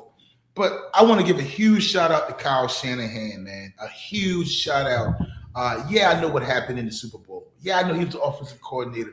Miss me with that. I know he blew double-digit leads already in the Super Bowl. I understand. That's all on his back. He's going to have to live for that. But I'm talking the here and now. I'm talking about what I saw on Wild Card Weekend. I'm talking about what I saw with him doing with his team this entire season. Having Week 17 and playing playing for the division title, playing the host, all right, in a tough division. Fred Warner. I mean, is he one of the best linebackers, or maybe not the best? Yeah. Bosa, on defense, one of the best. And I think they lost their first round as well. They lost their first round pick as well. They had two linebackers playing in that game that had just got there late in the season. Hadn't even been there the whole year. Oh, man. And McCaffrey beat up a little bit. Ricky Pearsall, from Florida, he wasn't playing. Brandon Ayuk, you didn't have him all season after you paid him. You left Trent Williams. How many games you was without your left tackle? Yeah. And when you lost George Kittle in that game, and specifically the wild card game, and you were still able to get the ball to Christian McCaffrey, and the whole world knows that he's going to get the ball somehow. He's the only offensive weapon that we have, and to still draw some things up and get that done, shout out to him. And the reason why I'm saying shout out to him so much, and I'm emphatically saying that, is because who they played, they did not do that. They have the Jimmies and Joes. Yeah. They had all the Jimmies and Joes in the Philadelphia Eagles. They had two dynamic wide receivers, a big-time explosive back, a quarterback the way they ran the ball. Kevin Petula ran the ball twice with Jalen Hurts. Yep. I can see you not run him in the regular season, but now you're getting down to the playoffs and you don't exhaust his legs. Right. No creativity at all on the other side. Got Shanahan doing what he did. It was a distinct difference between offensive genius is what I saw in that game in particular. Joe, what's the name of the wide receiver? Jennings. It was Jennings that threw that pass to CMC, right? Yes, it was. It was the reverse where they pitch it to Jennings. Jennings act like he's going to run, and then he throws the ball down to CMC, who was wide open by himself. It was Jennings, right? Yes, it was. You do know that Jennings was a quarterback in college. Yes, I do. I heard it. You do know that Jennings was ranked higher in the draft than Lamar Jackson and Joe Burrow. In the draft? As quarterbacks, he was rated higher, either coming out of high school. Oh, high school. Yes. Oh, I didn't know that. But yeah, I can see that. Yeah. He was ranked higher as a quarterback coming out of high school than Lamar and Joe Burrow. So I just mentioned that to add emphasis to the comment that you just made about Shanahan. He knows who he has on his damn team. He knows that boy can throw a ball just as good as Lamar Jackson, just as good as Joe Burrow, just as good as Brock Purdy. He was a quarterback. CMC didn't break stride. He had to make a great catch. He didn't break stride. Hey, I want to point out something real quick about that in detail, real quick about what you're talking about, that reverse play. How many times have you seen a trick play when the person doing the trick play rushes it or panics, so to speak, to where everybody knows it's coming, everybody gets a heads up? You've played safety position, almost like the flea flicker. If they don't sell that ball into the running back, if that running back don't get it and run at least a little bit to the line before he throws it back to the quarterback, you're not biting on that. You're not biting on that to safety. Jennings caught that ball and he ran 3 steps like he was running. And then, that's all in coaching, man. I look at those things all in details of the coaching thing, and that's when I saw a really good a cornerback in Cooper DeJean come up and bit. He wasn't going to bite at first, but then when he said, oh, he is running it. He holding that ball with all 5 points. He holding that ball high. Yes. Yeah, man. As a safety, when they run that reverse, unless that ball goes up under their arm, you got to stay back. And in this particular situation, what I'm talking about, to highlight what you're talking about, Jennings put that thing up under his arm to show the defense there's no chance of me pulling this thing down to throw it. And took 3 steps. But he pulled that thing down to throw it. Beautiful, man. They coached extremely well. I think Seattle beats the brakes off them this weekend because they're just not healthy. They're just missing too many pieces. And Seattle's got rest. And Seattle's got a massive defense. And Seattle's got Sam Darnold, who should be playing with a chip on his shoulder. He's got Njigma, the receiver, that is going to be real hard to cover out there. I just think that everything is set up for Seattle to blow the backs off of San Francisco, even though I said the same thing this past weekend. Yeah. I said San Fran didn't stand a chance versus. But Kevin Petula, the offensive coordinator that got fired for the Eagles, he is no Clint Kubiak, and Clint Kubiak is the offensive coordinator at the Seattle Seahawks. Yeah. Nah, Seattle Seahawks does a lot of eye candy, do a lot more with their offensive scheme. A lot more. Okay. Let's just get it on the record before we go pay some bills. Buffalo and Denver. Who you like? The game is in Denver. I like Superman. And not having all the time in the world, Joe, but we can't even dig into Josh Allen. That's why I said it quick. But you knew who I was talking about. Yeah. Man, You I said cannot Superman, deny I him. said Josh Allen. Yeah. I can't deny him. Patriots and Houston. It's a tough one for me too, Joe. Defense wins when you pressure the quarterback the way you pressure the quarterback like that, and when you got lockdown players at all levels on the defense, D-line, linebacker, and in the secondary, that's hard. But Stu, what I saw CJ Stroud do in this playoff game in his third year was inexcusable. Wait, stop. I'm sorry. I hate to cut you up. I'm sorry. Before you say what you're going to say, there is no way in the world CJ Stroud backs up the performance he just had, which was one of the worst I've ever seen in a quarterback in my entire life. In my humble opinion, there's no way in the world he has another dismal performance like he had in that game this past weekend. Now, please continue with your thoughts. No way in the world, Joel. And I disagree because that's in his mind now, and he's going to try to override it. So that's why I'm going to Patriots. That's why I'm going to Patriots because that's a problem.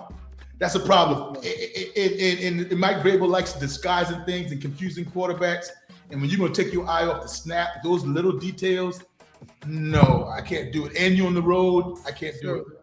The only reason why, because I had money on the Texans too, had them straight up. The only reason why I didn't call you and crash out on how CJ Stroud had played was because I called you 2 nights before and crashed out.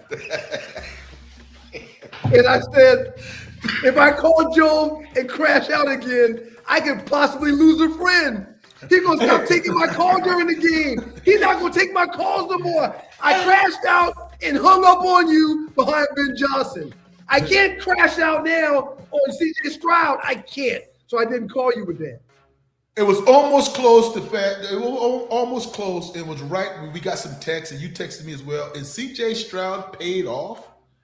Is he trying to blow this game? Is he trying to? I also sent you a text saying, not only is he point shaving, I think Guido, who is the name I refer to whenever someone's gambling, I think Guido's got his family. There's nothing he can do.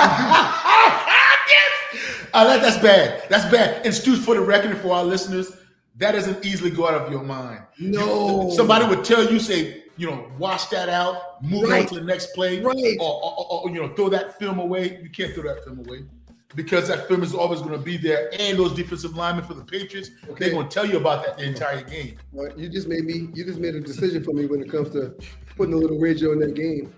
You did, because I'm hell bent on the Texans having a defense that will shape every game moving forward. But you're right. The only demon that CJ Stroud might be fighting this weekend is the demon that's in his own head. Yep. Chicago Rams. Who you like in that game? Champions. I have to go. That's the only separation I can give you. It's going to be a barn burner. Those guys play well offensively. Sean McVay and Ben Johnson, they know how to call a game. But Sean McVay and Matthew Stafford are champions, and I'm going with them. Although they have to travel and that the weather's going to be inclement, I have to go with the Rams. Quick 30-second break, and when we get back after the break on In the Huddle with your boy Joe Ham, before we jump into the world of college football, I got a video from the National Football League I got to show Joe to get his thoughts. Y'all keep it locked. It's your boy One Live Stu Ryan Stewart. He is the Heisman runner-up in 1999, Joseph Hamilton, and this is In the Huddle with your boy Joe Ham. Needles? Man, please. I retired from those when I hung up my cleats. Why get poked when you can snack your way slim? Brain IQ chews are all natural, taste great, and keep you in the game. Shots hurt, chews work. BrainIQ.com/REF/OneLiveStew. BrainIQHealth.com/REF/OneLiveStew. Brain IQ chews. Smarter than shots, stronger than excuses.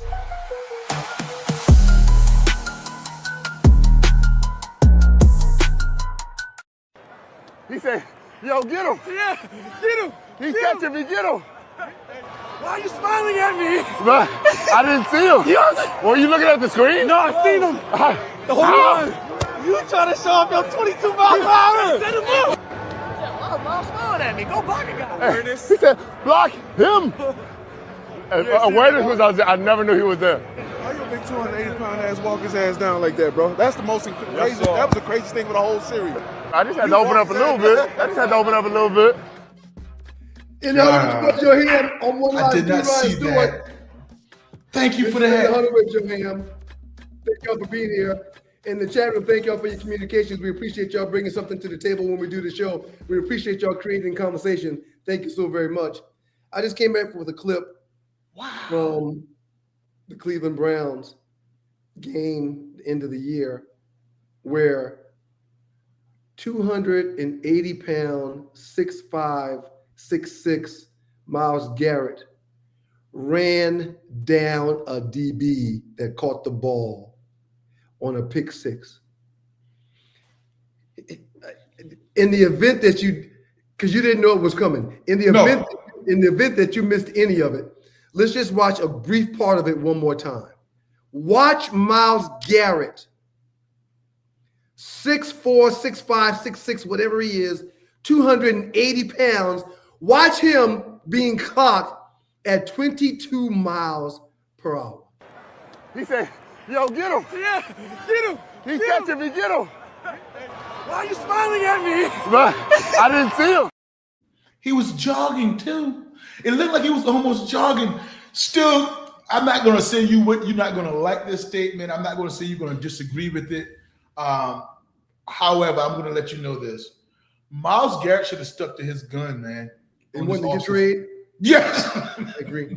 I mean, and I understand the money. I totally understand the money. And go ahead, and whether it's bait, whether he did it, just was talking, because we're going to forget about him. And I'm not saying Cleveland, the franchise, is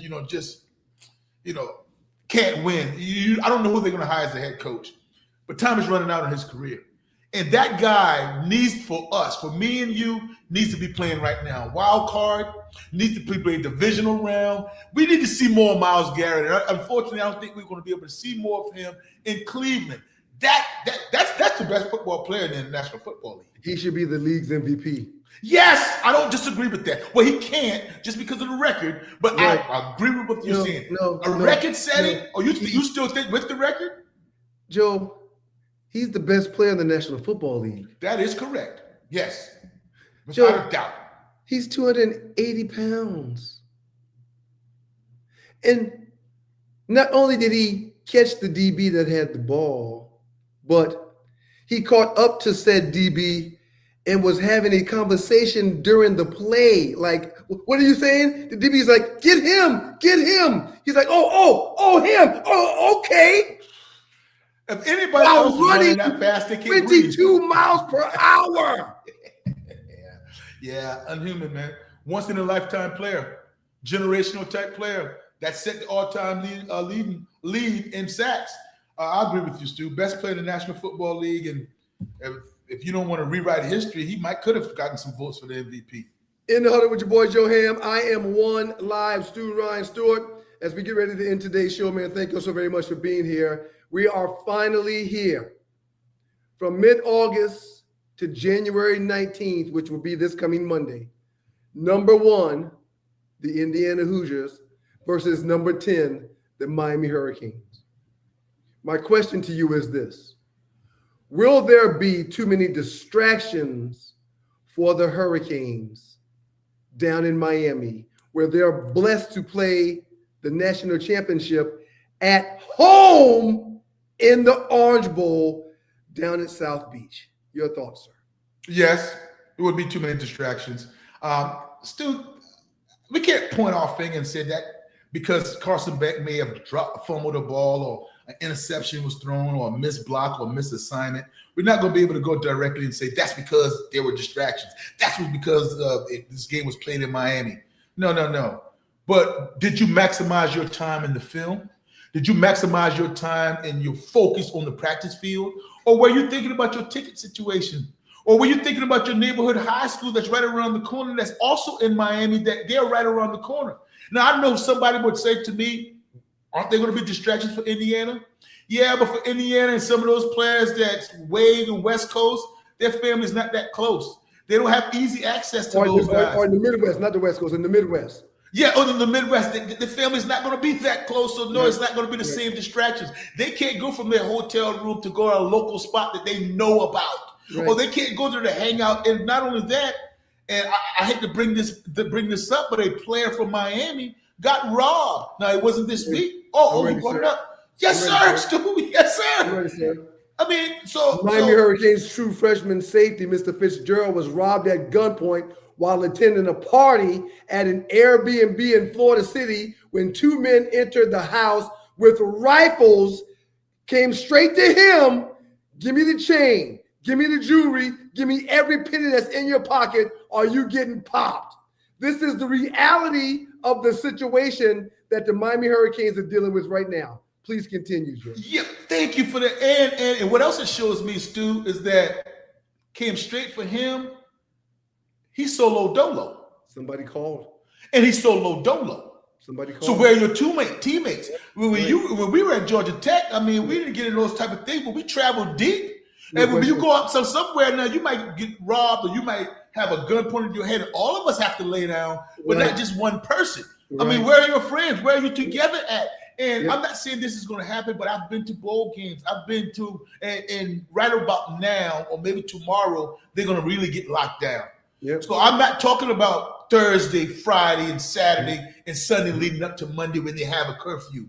I'm talking about now when you're practicing, now when when you're loose, now when you're still in school. All those type things is going to go back on the leadership of Carson Beck, the leadership of Mario Cristobal and the coaching staff to make sure these guys know, can y'all chill for 1 week or a week and a half for the game of your dreams? It's going to be hard for them to chill in Miami. At home. At home. This young man went to a party that he knew about, and without any knowledge or deep knowledge of the entire situation, I'm willing to bet a friend or so called him to come to a party that may have been a setup just to get his chain snatched and his pockets emptied. Yes. My rookie year, I come from Detroit back to Atlanta. I'm going to a club one night and I'm by myself. I'm always a loner. I'm by myself. I pull up in front of the club. Buddy in front of the club goes, "Hey, Stu, give me 30 minutes and I can park your car for you. But valet is full right now and they won't let me take any more keys. Give me 30 minutes and I'll get your keys and I'll park your car for you." And I said, "Man, don't worry about it. 30 minutes, I'll park it myself."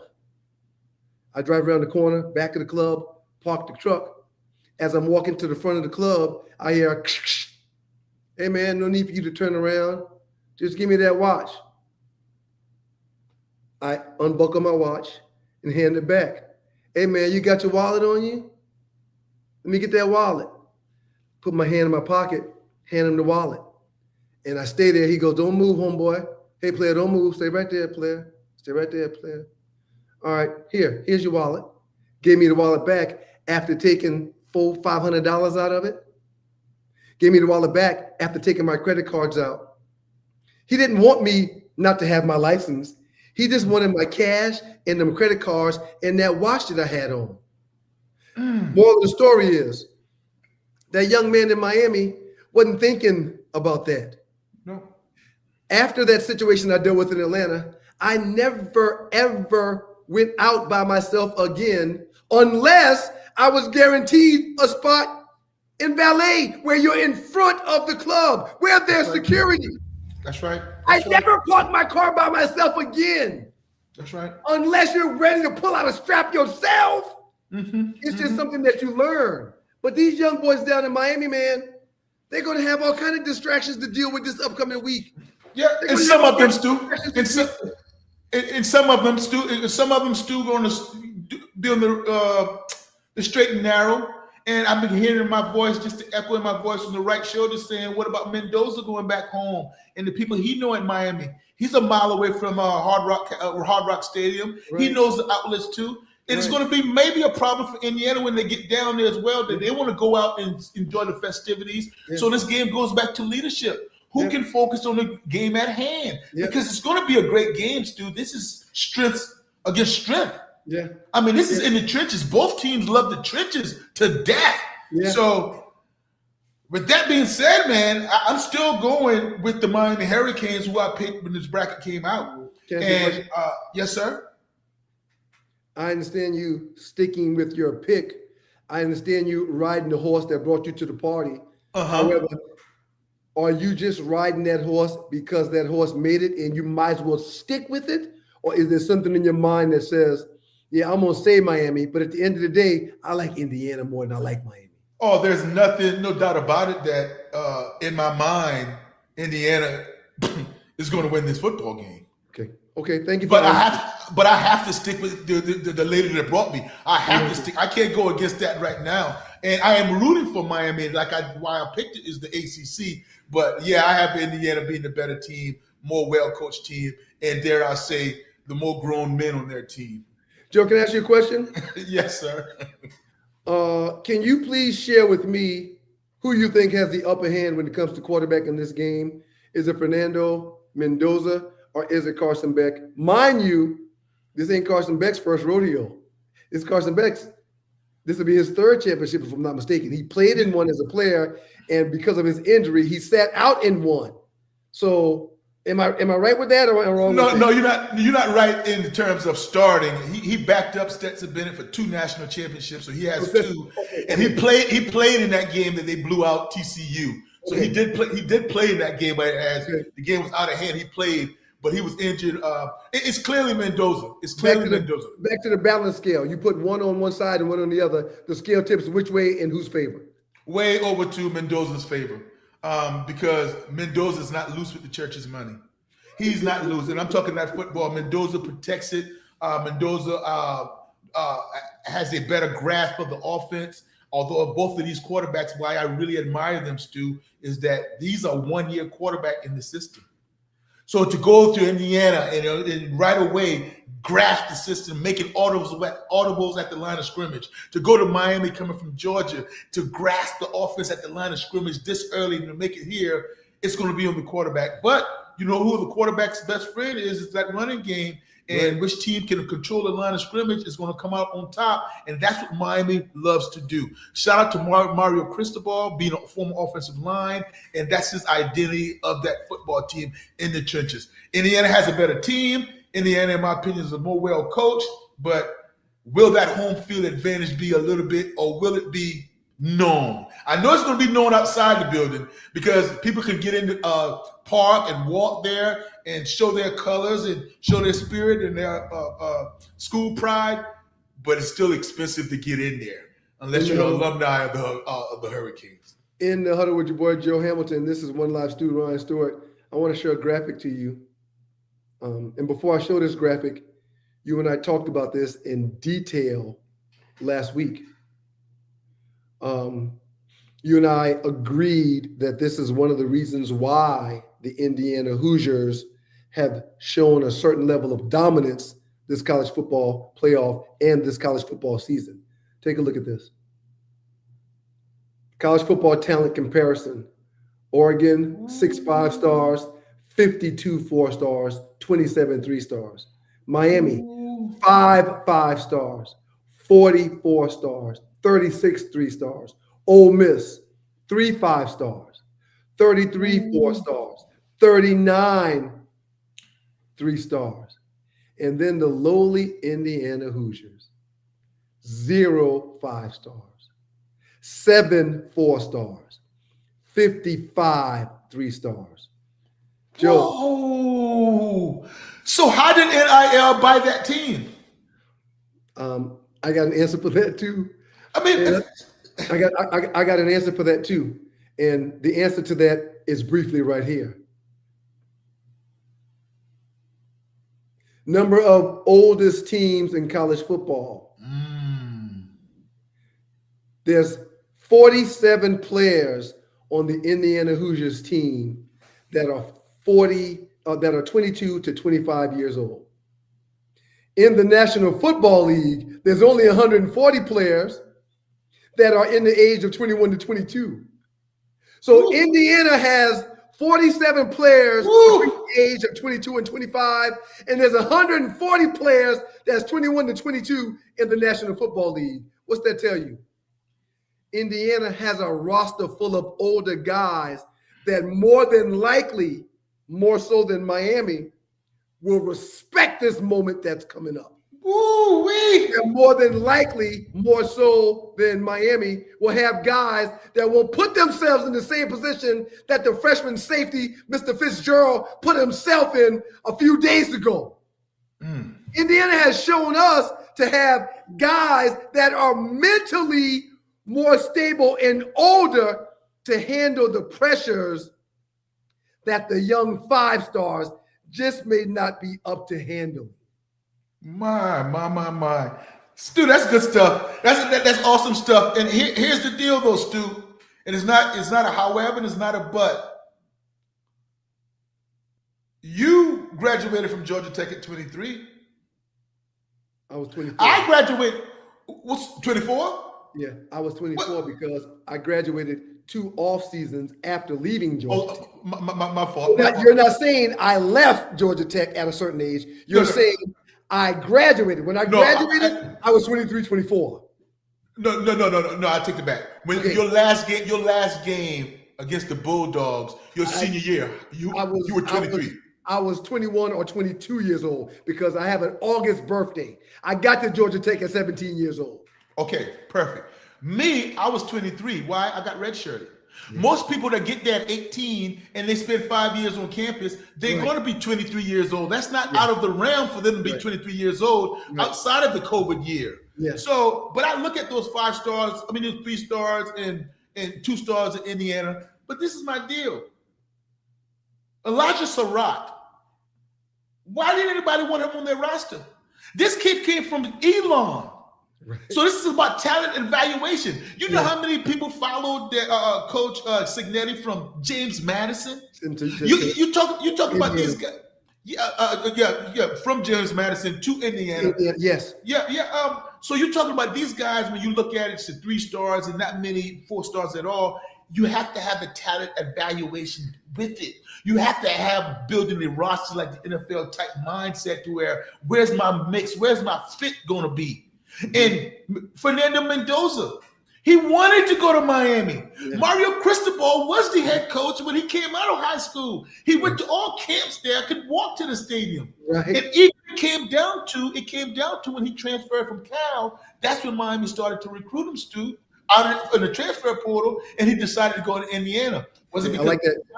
Or was it because he wanted to go to Indiana? So you can flip it how you want to flip it, but it comes down to not flip it, but the end of the day. No, I understand what you're saying.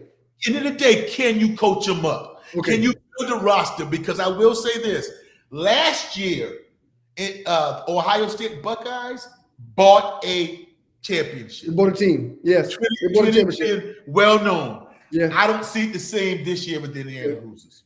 Can I ask you a question as we get ready to wrap up In the Huddle with your boy Joe Ham? I am One Live Stu, Ryan Stewart. Let me ask you a question. Sure.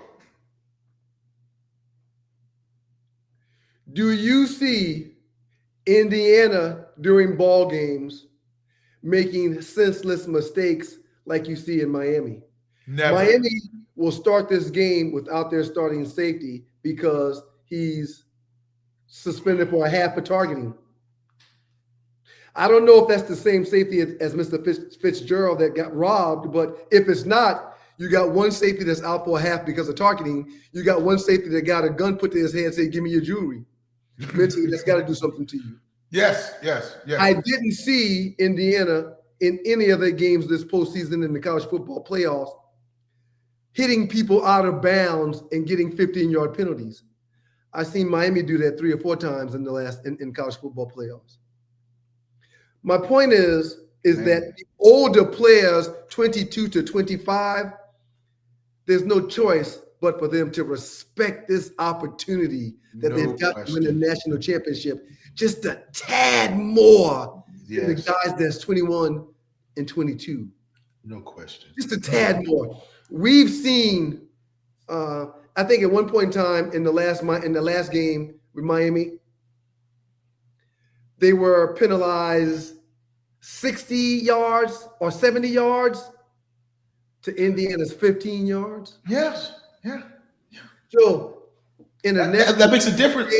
In a national championship game, I need that damn 60 yards. I need that 60 yards bad.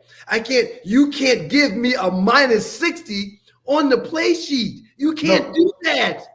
Nope. Joe, you can't be missing a half for a targeting penalty when you're my starting safety, because I got to put the backup in. The backup's not as good as you, but I'm forced to play with him for a half.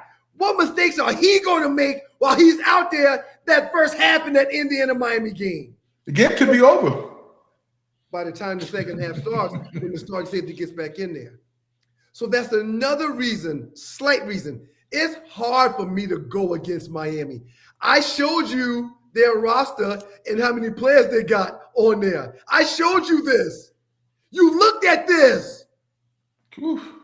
But the age difference may play a significant factor in why one team has success and one team doesn't, or why one team has targeting penalties and the other doesn't, or why one team has given up 60 yards and flags for late hits and the other team hasn't. That's a beautiful point. And I'll add to this as we close to, I'll add this to you, brother. And the talent gap is not that much different. And the talent gap is not that much different because the better quarterback is the Heisman Trophy winner. I mean, and look at those wide receivers. I know Malachi Tony is an outstanding player, all-world player, scat back, can do it all, can throw it, can run it, can make you miss. Indiana's not a team full of just nobodies, man. Right. Okay. I'm very glad you said that. Thank you for saying that. Joe, I love you, man. Man, I love you. I love you, man. Tomlin. Okay, real quick. You talked about the players and the Heisman quarterback. Take a look at this. The comparison of Heisman winners. Oh, look at this. Boy. Jaden Daniels is on our left. Fernando Mendoza's on our right. There's no comparison in the numbers between these two guys. Hold on. Whoa. Look at this. Fernando Mendoza on the right, Joe Burrow on the left. No comparison to the better player. None. In these two. None. Okay. But you know something? Wow. You know something that we can't compare? The roster that Jaden Daniels had in LSU when he won his Heisman. The roster that Joe Burrow had in LSU when he won his Heisman. Joe Burrow played on a team that may have been better than the Miami Hurricanes team back when they won it decades ago. They had 5 stars and all pros or all stars in DBs, running backs, receivers, O-line, tight ends, linebackers everywhere.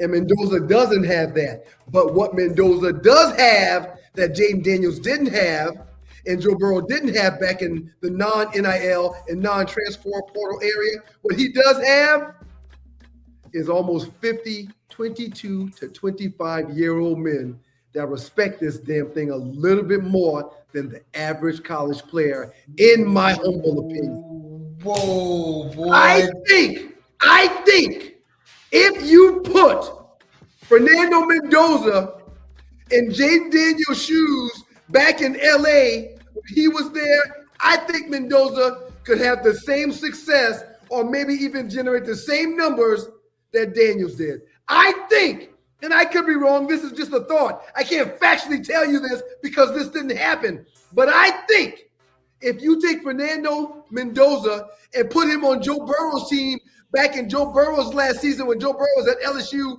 and let Mendoza play with those guys that Burrow played with, that LSU does the exact same thing, no matter if Mendoza generates the same numbers that Burrow generates or not.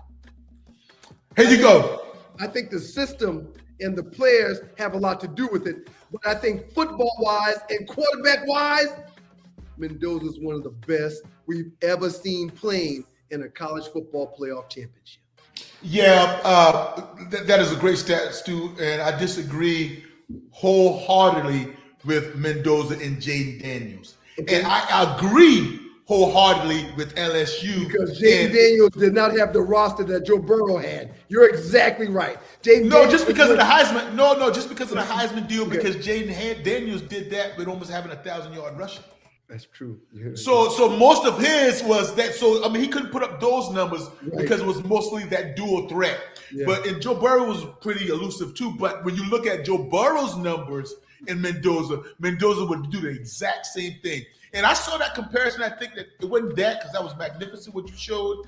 But when some people laughed at Mendoza's numbers compared to Joe Burrow's or other Heisman Trophy numbers, I laughed at them and said, hey, whoever put that up don't quite know sports. And the reason I said that, Stu, because he won it because nobody else, look at the numbers of everybody else this year.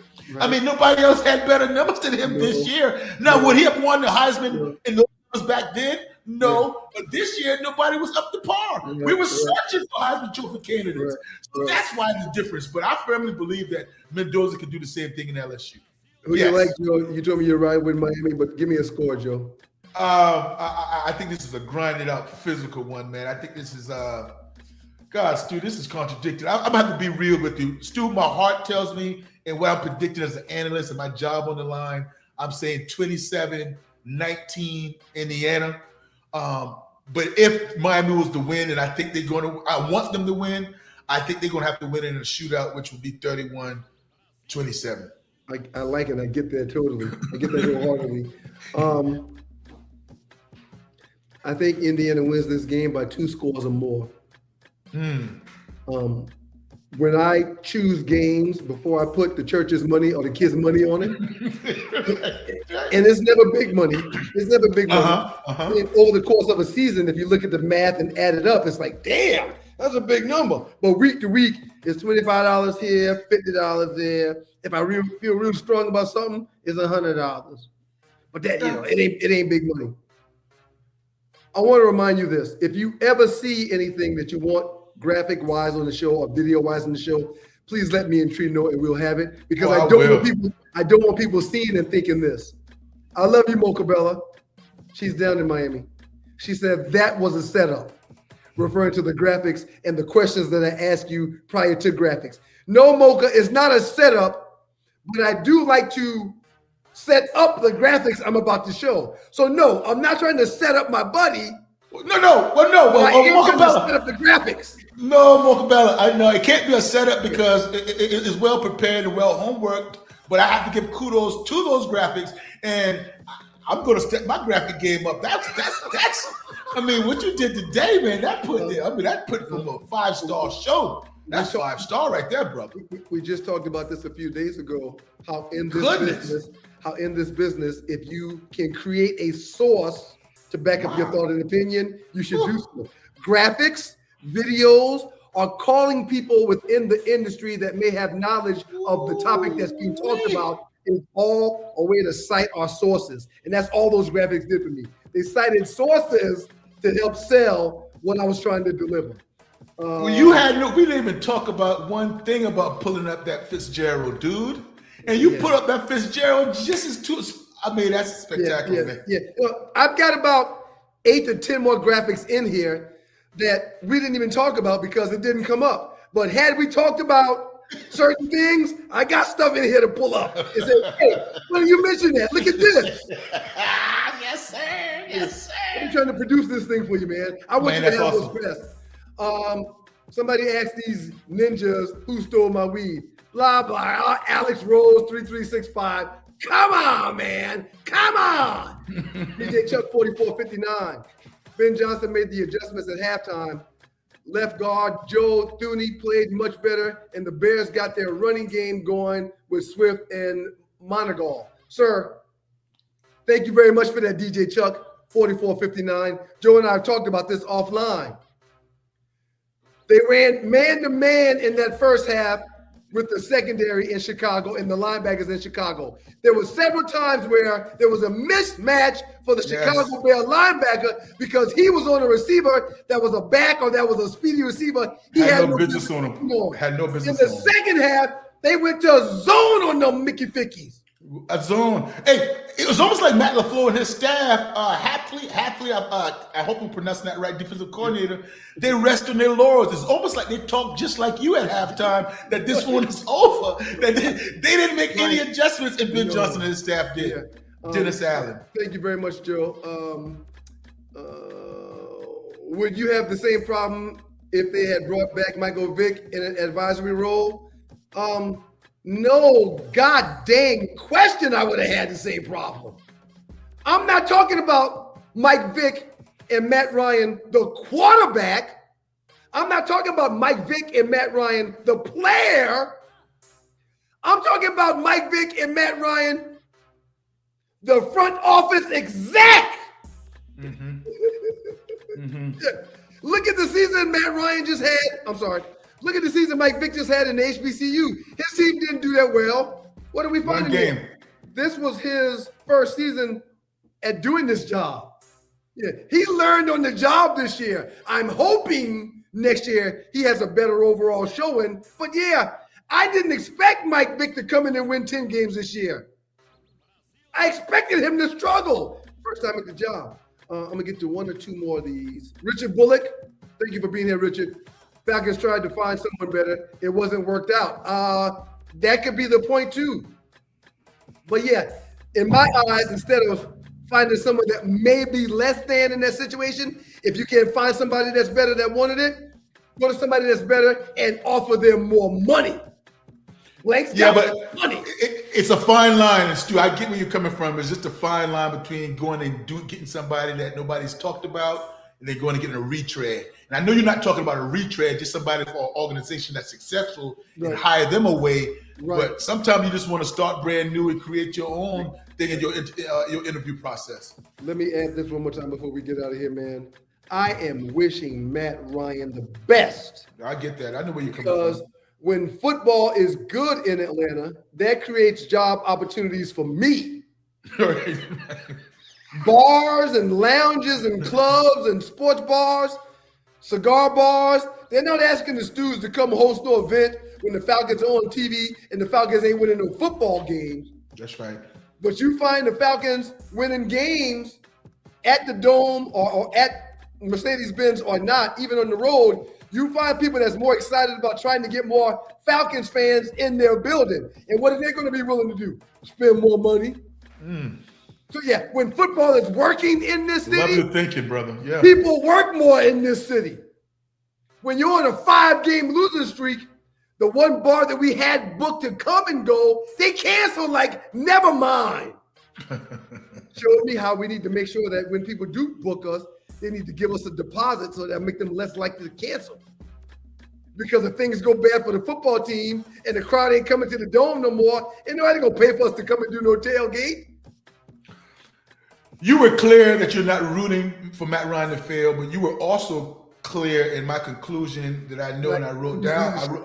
I wrote down right here is that if Matt Ryan had been a Super Bowl champion, you would have no problem with this decision. If I had seen Matt Ryan make calls in that Super Bowl to stop what was happening from happening, I would have more confidence in him as a leader. Gotcha. And question his leadership skills because I saw him allow a 28-3 lead to go to where they lost the football game. That's what your examples were spectacular about Peyton Manning because I had no comeback with that. I mean, because Peyton was going to allow that to happen. You've seen him leave. Not on his watch. Not on his watch. You've seen him leave. I asked you a couple of weeks ago, how many times do backups get first string reps in Indy while Peyton was there? And you said none. That wasn't because of the head coach. The head coach wants his backup to have reps. Yeah. That was because Peyton Manning went to the head coach and said, hey, man, here's why we're not going to give the backup rep. I want them all. My God, when we have time in the offseason when things die down a little bit and we don't have much content, I'll tell you about this time Peyton Manning got on me in the backup for not doing our job up to his standing. I mean, we were almost thinking that, are you the coach, dude? I mean, this is practice. Yes, that's like nobody's business. You just told me Peyton changes calls 96, possibly. It wasn't a guarantee. Maybe in your eyes or estimation, 96% of the time. That's all I need to know. Tom Moore did this, man. Tom Moore did this. And for the record, I had Tom Moore in Detroit. Tom Moore was one of my coaches in Detroit. Yes. So I know Tom Moore. When they're running the play, he's watching. Yes! I know Tom Moore. Okay. Tom Moore would do this often.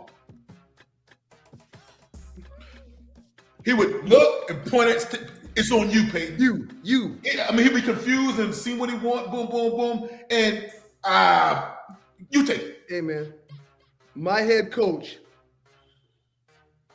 Dennis Swigert, one time sent a play in with me because I was a starting safety, but I ran tailback also.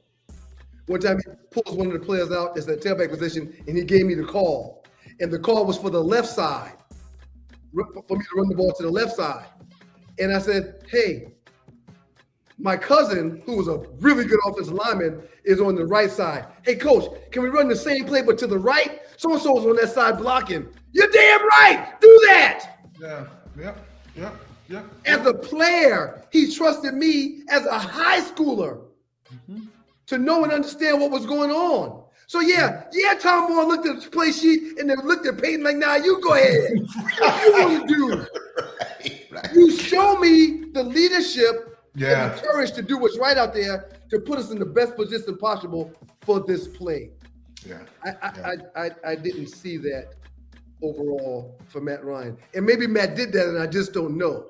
But I do know I saw them run the ball to establish a 28-3 lead in the first half. And I do know that I watched that lead just dwindle. Yeah. And they ultimately lost the game. And that was under Matt Ryan's leadership that happened. Agreed. Clock management. Why didn't he go? There's no doubt in my mind that the coach that Shanahan is now, part of the reason why he's the coach that he is now is because of that 28-3 loss. That's right. Ain't no doubt in my mind. He learned from that. Yeah. Did Matt Ryan learn from losing that 28-3 ball game? They never got back to another Super Bowl. They never got back to another opportunity to play in the Super Bowl. I just wonder if there's someone else like a Peyton Manning that Arthur Blank maybe should have offered that job to. I get why he's offering Matt Ryan. I get it. There's love there. There's a familiarity there. Maybe it was because he did thumb his nose at Matt Ryan by offering Deshaun Jackson or trying to get Deshaun Watson to come in here. But everybody in the chat room, man, thank y'all. We can't appreciate y'all enough. I tell y'all thank you enough for being here and spending time with us on In the Huddle with Joe Ham. Thank y'all very much for being here.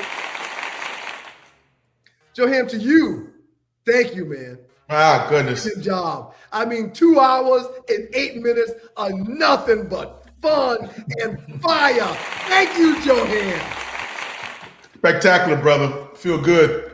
God is good all the time, and all the time God is good. If you don't know him, you need to find him and show him love because that's all he's showing you. Nothing but love. We got your thoughts on the games.